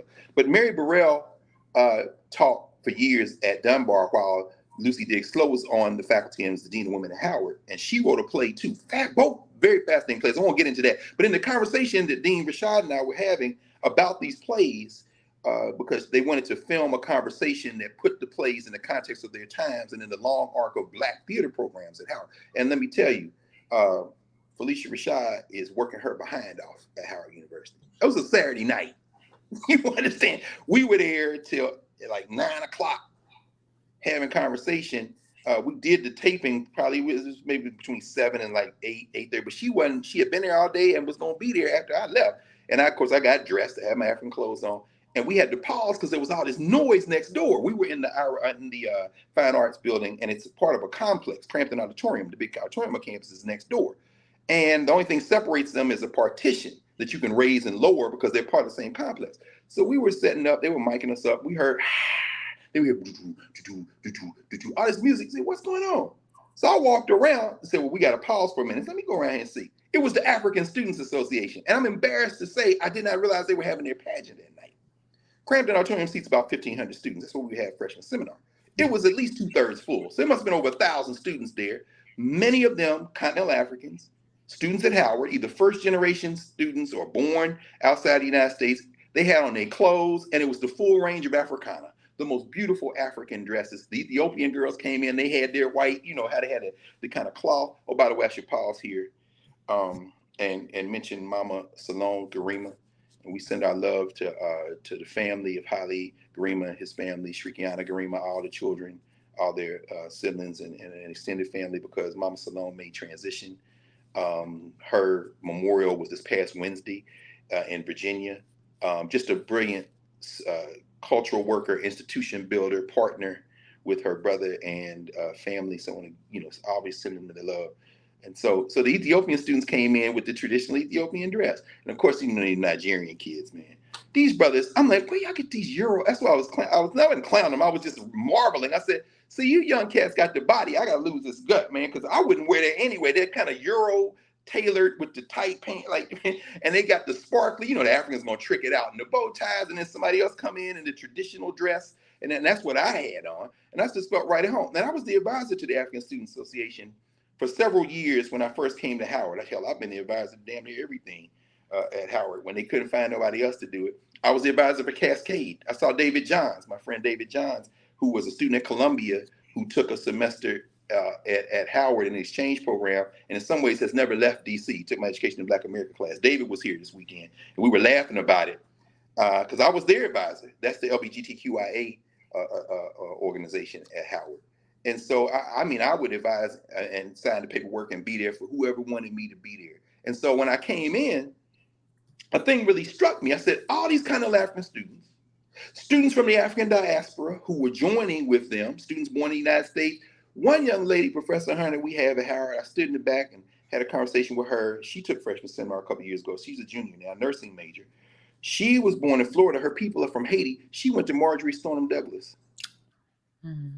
And I stood there with her and we were talking about it because, you know, Maxwell Frost just got elected to Congress, 25 years old. He didn't go to Douglas, but he is from that area. And as we were talking, I said, do you know him? She said, no, he's a little older than me, but I do know of him. And I said, what do you think we should be doing as young people, as you should be doing as young people, and we should be doing to help you all as we intervene in this space? And it was just very powerful because I did not know until that moment. As we were talking, I was asking where she was from. She said, Haitian. I said, you from Florida? Yeah, Broward County. And so, wow. And we were talking, and I said, oh, yeah, so you know Maxwell Frost? Yeah, I don't know him, but we went to school, you know, near each other. Blah. I said, wait, you didn't go to Marjorie Stoneman Douglas? She said, yeah, because she said March for Our Lives. And it clicked, and she said, she did not bring that up. She did not lead with that. I'm saying, this Black girl, you understand, who, you know, this is who we are. And of course, those you don't know, Marjorie Stoneman Douglas, of course, is where the terrorists came in and murdered all those children. And it gave the spark to the March for Our Lives movement. And of course, the social structure media will have you see David Hogg. Nothing wrong with that. Like Jon Stewart, nothing wrong with that. But here are the African people. Who are we to each other? This young lady is in a Black space with a bunch of kids, of continental Africans, herself a daughter of the children of the Caribbean, the Afro-Caribbean, in a space having a conversation with an African born in Nashville, Tennessee, whose parents came out of enslavement in this country. This is what gives the lie to this formation that we are not connected. And we're having this conversation. And anyway, I'm saying out to say that I went back around to Dean Rashad and them. I was like, oh, that's the African students. So we might as well keep going. Why? Because they ain't going to be quiet. And them Negroes going to be in there for the rest of the night. So we went on and kept going. And in the conversation we're having, Dean Rashad said this. Felicia Rashad said this. My job, our job in theater as educators in a space like this is to preserve our voice and to pass our voice on.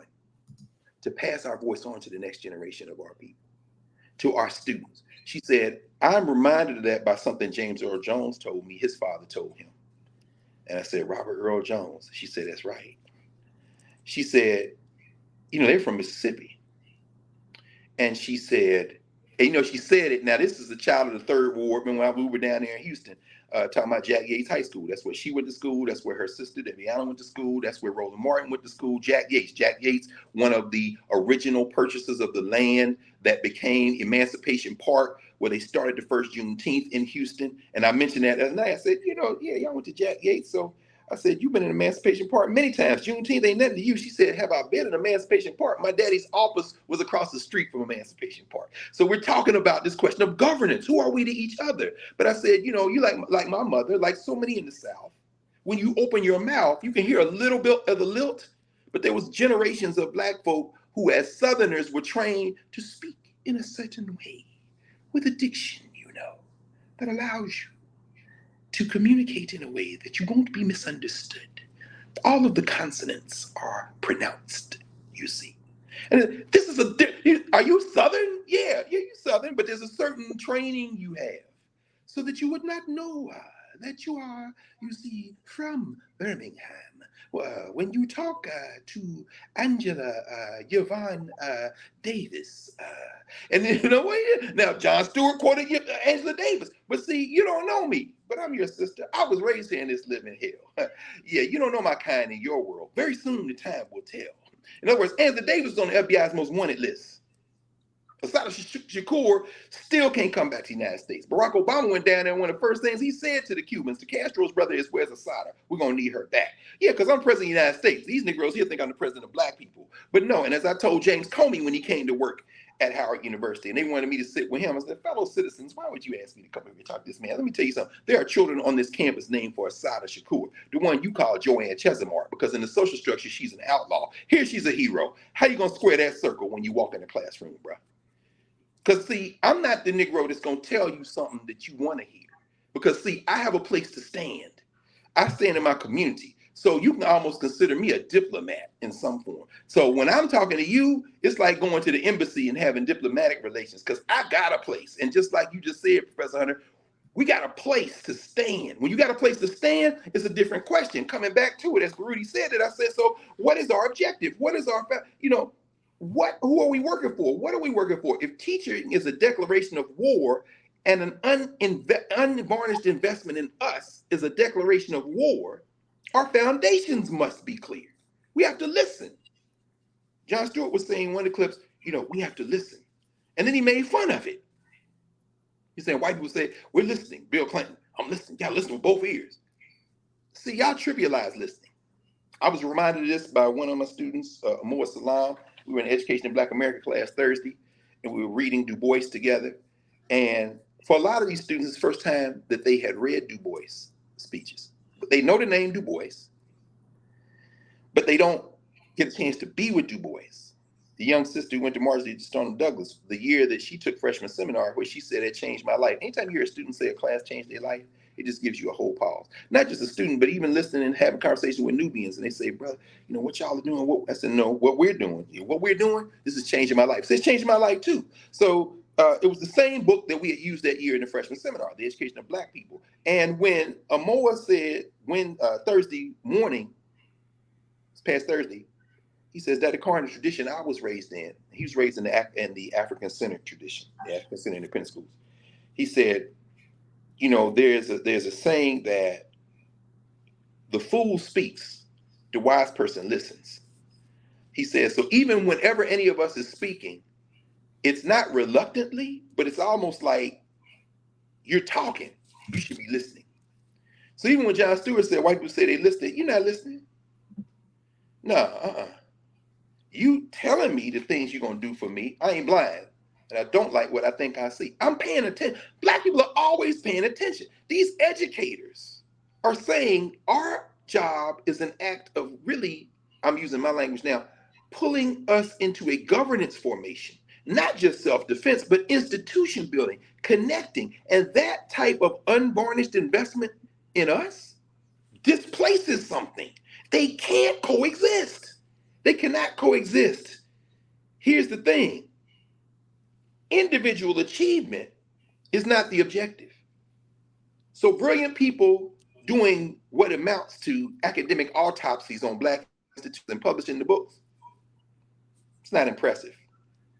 Any of us could spend 6 months subsidized by somebody, or a year or 2 years or 10 years subsidized by some institution to sit up and go through records and write a brilliant commentary. What are you doing in the living tradition? How does this connect to our institutions? How, in other words, do it free us to evoke Sonia Sanchez, whose house is not too far from where I'm sitting right now? How do it free us? I don't know why this light keep going on and off. There's somebody mad, but I guess that's only the strength of Jon Stewart's ancestors, which can't really do too much about this, so you can keep clicking if you want. When in a break, the chief operating officer of the Center for Black Educator Development, a beautiful sister, Nicole Duckett, another Detroiter, we were talking yesterday. Nicole read a poem from Lucille Clifton, the poet Lucille Clifton, the great African poet Lucille Clifton, coming out of Maryland, Baltimore. And one of the lines reads, only African artists studying forever can capture them. Who was she talking about? Black children, Black people. Only African artists studying forever can capture them. What does that mean in the context of what we're talking about now? Well, if in fact, an unvarnished investment in us is a declaration of war, what that means is you can't understand us until you displace yourself as the center. So you got to listen. You say you listen to us, we'll see if you're listening. We'll see. Because you're always telling me the things you're going to do for me. I ain't blind, and I don't like what I think I see. In other words, I'm not coming over there to you to plead for my humanity. I'm going to build something for myself. And that's what scares the hell out of people. Let me kind of wind this to a close. One of the things, as I went down the street looking for this cheesesteak, really I went down there to go to the bookstore. And I had the good sense not to eat a cheesesteak before I went there. Chicken cheesesteak, I can't eat the beef. If I had eaten the beef cheesesteak, we would have missed. We wouldn't have had the 141st because I'd be over there asleep. But at any rate, the point is that This man has gone into a catatonic shock with all that cheese whiz and fried onions on top of beef. Oh no, sir. But when I walked down to the bookstore and I came back up the street, between one of the many cheesesteak places, and please forgive me, it's not a venal sin or mortal sin. It's a little bit of a sin. I didn't go to West Philly. I didn't go to North Philly. I didn't go to any of the places. I didn't go up Broad Street to, that scene where you see Tessa Thompson in there with Michael B. Jordan in Creed. That is a real cheesesteak place up Broad Street. Anyway, but the point is I didn't leave too far where I am. I walked. And so between the hotel and the first cheesesteak place I stopped at on the way back is Independence Mall. So there's Independence Hall, the Liberty Bell, all that stuff. Across the street, Market Street, and there is the Constitution Center. You come up the block, that's where Sam Alito wrecked shop on the lives of human beings before they promoted him in devilment to the Supreme Court. He was here at the Circuit Court of Appeals. But the Pennsylvania State House is where Thomas Jefferson and them were. And there is a Liberty Bell. They built a building for the Liberty Bell. I remember when they built it. And in front of it is the archaeological remains of what was known then as the President's House.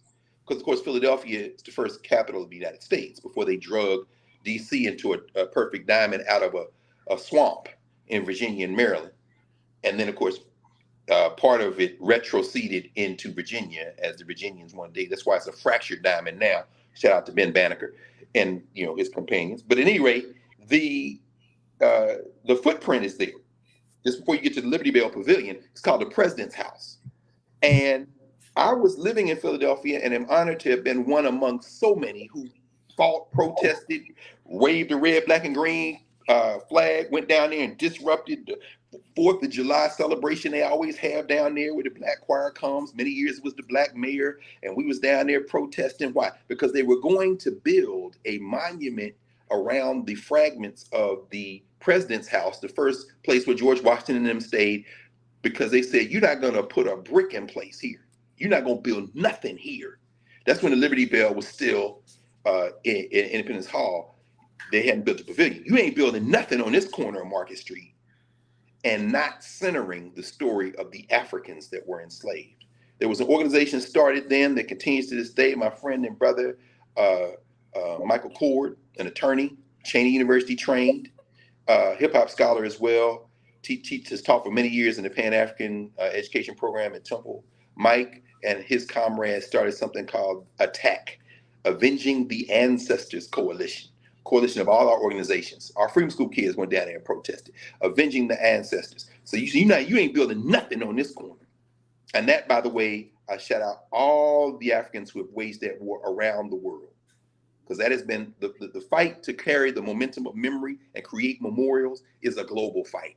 As you read those countries, I can think of just about every country you named, Professor Hunter, whether it be the UK, whether it be certainly throughout Europe, whether it be France, whether it be Brazil, where we know we are represented here in this convening in Nubia, whether it be Southern Africa, West Africa, even countries controlled by Africans, the fight over memory. How do you memorialize this? How do you deal with what happened here? Not all related to trauma. Very important. If I was at home, I would pull this book. I just got on a walking tour of Great Britain. Maybe I'll pull it Monday night and we can show each other. But anyway, the point is that the President's House, when they built the memorial, you see when you walk in, and since I was here last time, they have put digital screens in, the stories of the Africans. On one wall, the name of every African that escaped from George and Martha Washington. You see the name of Ona Judge. You see Hercules, the chef. All their names are right there. And then they've got these beautifully constructed narratives. So there are flat screen televisions. You walk in, you see the pavilion, you see the brick walls, and they got everything. And then the flat screen comes to life. I'm like, how the hell did y'all do this?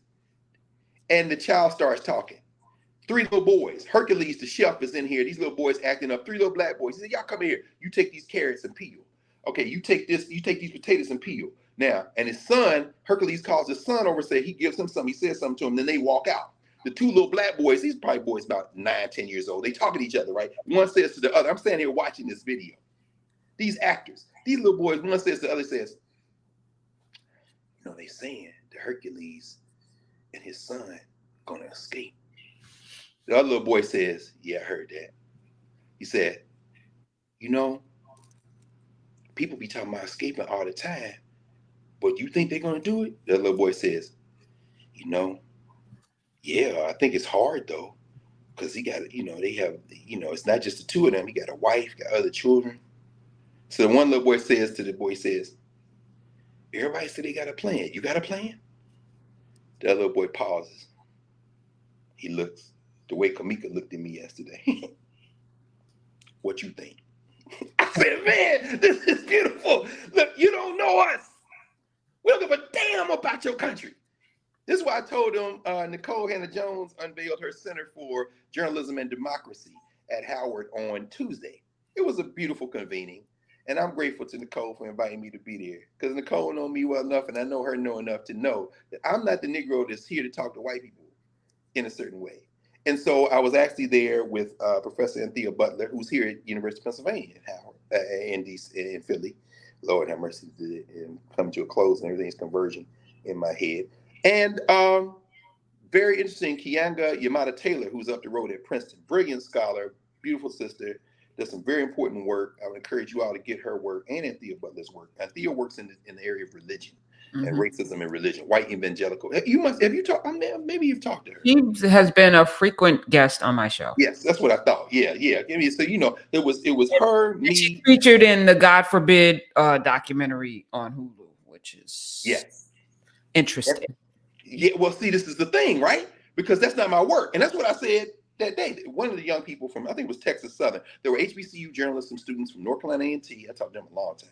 Texas Southern, the Atlanta University Center, so Morehouse Spelman, Clark Atlanta University, North Carolina Central, the Eagles were there. And I love spending time with those young people. And there were a lot of other people there, a lot of white journalists. Most of the people, in fact, who spoke, Jason Stanley and Ruth Beth Yacht, Stan Levitsky, a lot of white folks went in. Cheryl Eiffel was there, though. It gave a very interesting conversation. And then we had our panel. And got a chance to, hadn't seen him since before COVID. Jake Silverstein, editor of New York Times Magazine, was there. We sat over corner and chopped it up for a minute. I was very happy to see those black students. And one of the things I said, one of them got a sister, young lady from Spelman, said, you said that, she quoted something I said, and she said, well, what should we be doing? I said, well, because they were talking about, because a lot of this is oriented around, we got to diversify the newsrooms, got to tell the truth. All that's very important work. But that particular question, one of the questions, maybe it was the young brother from North Carolina Central, I said, I can't really answer that question because I've chosen to spend my life in black formations. So I really don't have a good, maybe one of y'all can. Because, these are folk fighting. But here's the thing, I'm not going to spend my life in the white institutions. But in order for me to be able to do that, we have to support each other. And in order to support each other, we have to believe that we have to be clear about what we are doing. What is our objective? So anyway, I just said all that to go far afield. Let me bring this in for a landing. In the conversation, people don't know us. And what I said that day at the Center for Journalism and Democracy, and again, it was an excellent gathering.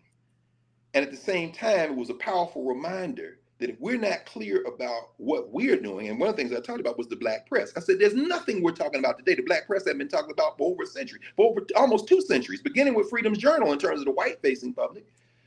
When they said in 1827, John Rushworm, Samuel Corner said, no longer do we want other people speaking for us. We will speak for ourselves. We wish to plead our own case. I said, from there, everything we're talking, you know what it made me think about, Prof, which I didn't mention because it was short and this ain't my thing. And I'm just glad to be in the conversation to be able to, help these young people and be in conversation and let y'all know that some of us are not really spending a whole lot of time in dialogue. Can we talk, as Tevin Campbell will say, yeah, for a minute. That's all, because then I'm going back to work. But the point is that, it reminded me of that conversation we had about the brother in Cleveland with the Colin Post, the scientist who was telling y'all about Hiroshima and Nagasaki. Y'all don't want to listen. And when you do want to listen, you want to filter through yourself and you want to keep your paper in place. You want to keep your platform in place. Hell, Nubia can have 1 billion people in it. Because here I am on Twitter and all these people lamenting, oh, what's going to happen? And then somebody says, would people come if I develop a website, if I develop a platform? Where we going to go? Well, you know what? As you said, we're going to say less. Already built several places, in fact, but with y'all, you can't control it. So that becomes a declaration of war. When you become aware of it, you're not going to advertise that. Why? Because that's something you don't control. And God forbid when you Negroes mess around and not only build something, but then have the technology and the connection so that there's nothing we can do. I'm convinced that's one of the reasons in the new Black Panther movie, for example, like in the old Black Panther movies and continue, Nigeria is hard to center. Why? Them Negroes is ungovernable. So you know what I'm saying? So you can have Asa, that's good, Southern Africa. You can talk about having a Wakanda embassy in Mali. Yeah, that's good. You can even bring in Haiti. Yeah, because it's got the spirit of resistance and this kind of thing. But why now Yoruba? Why now Igbo? Why not? Because them Nigerians is unruly. And Marvel's in bed with the Nigerians now. But when you get in bed with Nollywood, they ain't coming in as an employee. We either gonna share this or we'll just keep making our movies. You know, we can make a movie in 5 minutes. Wait a minute, hold on. Just made another 50 movies. What? Oh, what? Yeah, what the hell just happened? So Marvel is in partnership. First time in the history of Marvel, they went into partnership with a Nigerian company to do this kind of digital thing they want to do, this Afrofuturistic cartoon. You know, you read them, and Carl know much more about it, obviously, than I ever will. And that conversation we had in Nubia Monday night, where Carl was walking us through the politics, it's very important. We talking about Black Panther without knowing the back page. The idea that Marvel gets the comic book industry, as Carl walked us through, because they didn't have that demographic. What is the demographic? Well, it's the same demographic when I was a 13-year-old. It's boys. Boys read comic books. And they didn't have that market. So they get into the comic books in part because of the market for boys. And then the thing opens up and look where we are now. Anyway, they can't really get the Nigerians melted down in it. So one of the things I said to the Center for Journalism and Democracy is, you know, with the Black press, which is a global press, the independence movement in the Caribbean, the independence movement in Africa, the independence movement in Latin America, much of it driven by people who were in trade unions, who were also journalists. Nkrumah, the Ghana Daily News, the trade union papers that came out with Secretary Ray in Guinea and places like that. Journalists, Haiti, journalists, radio journalists, writing journalists, people reading newspapers. That's not us pleading for our humanity with you. That's us informing ourselves and then critiquing you when you need to be critiqued. All of that having been said and brought to bear to this final point. Standing there at the president's house, in the chill, on my way to get books and a chicken cheesesteak, but I got to stop here because I was here when we fought this fight. I was here when they built that Constitution Center. I was here when they unveiled the Constitutional Center and had 4 or 5 living Supreme Court justices. And when you yanked the chain to bring the curtain down on the Constitution Center, the wood frame started rocking, and you damn near killed half the Supreme Court. I was standing right here watching the whole. I remember when all this stuff wasn't here, except that building over there where you say you wrote a Declaration of Independence that is not really the one we're using today.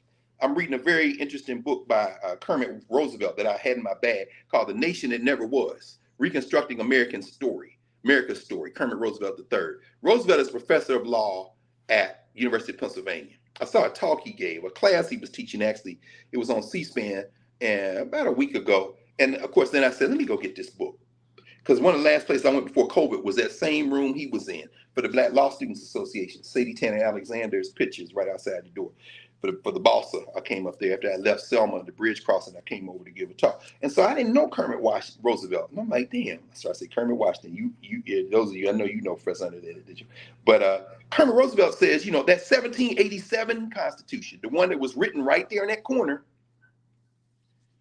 that's the Constitution founding fathers. This is when they love to quote individual liberties, all this kind of thing. He said, but the United States of America today is really not based on that Constitution. It's based on what he calls the Reconstruction Constitution. He's not saying anything new.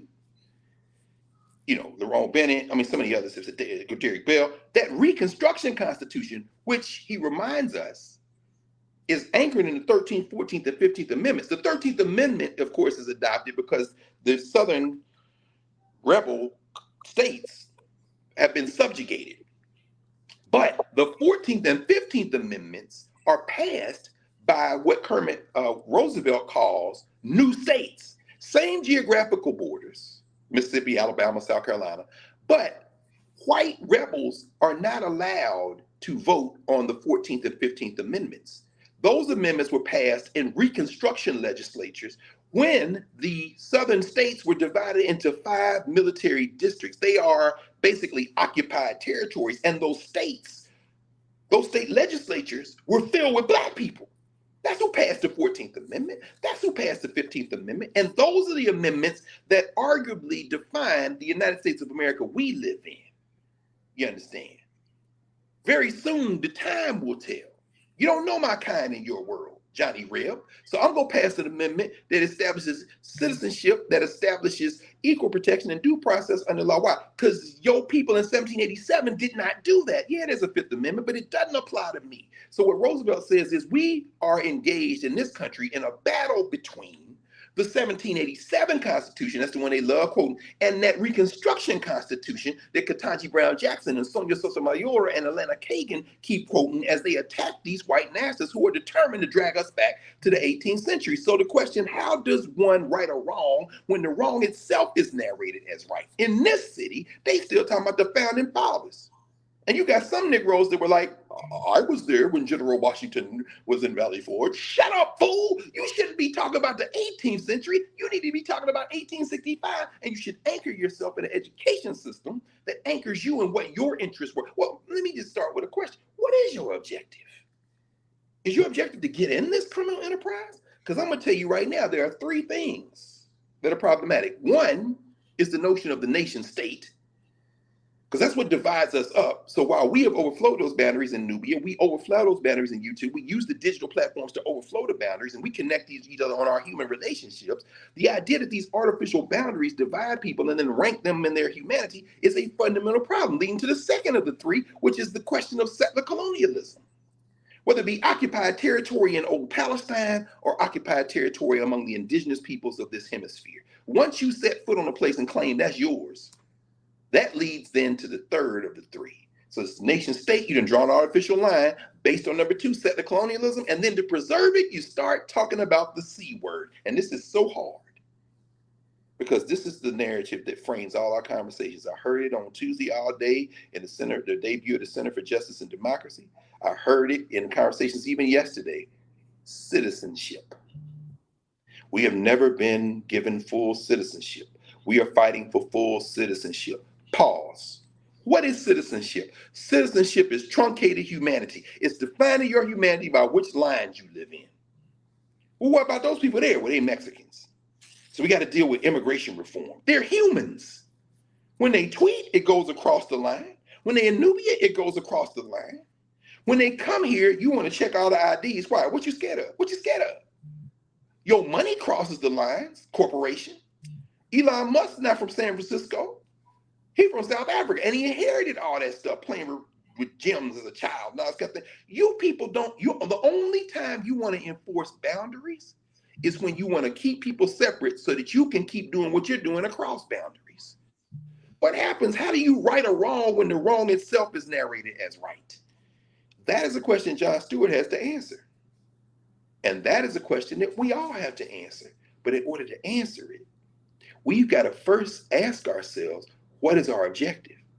I'm in a room with people now, hundreds of educators of African descent, who have an objective to preserve and extend our people. And in doing that, have something to say to the world.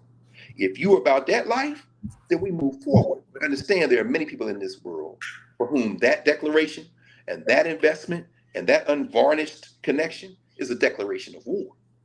Is a declaration of war. I love it. Oh, hold on. Let me bring it in. So I declare war. It's a game we play. Ooh, they don't know about that.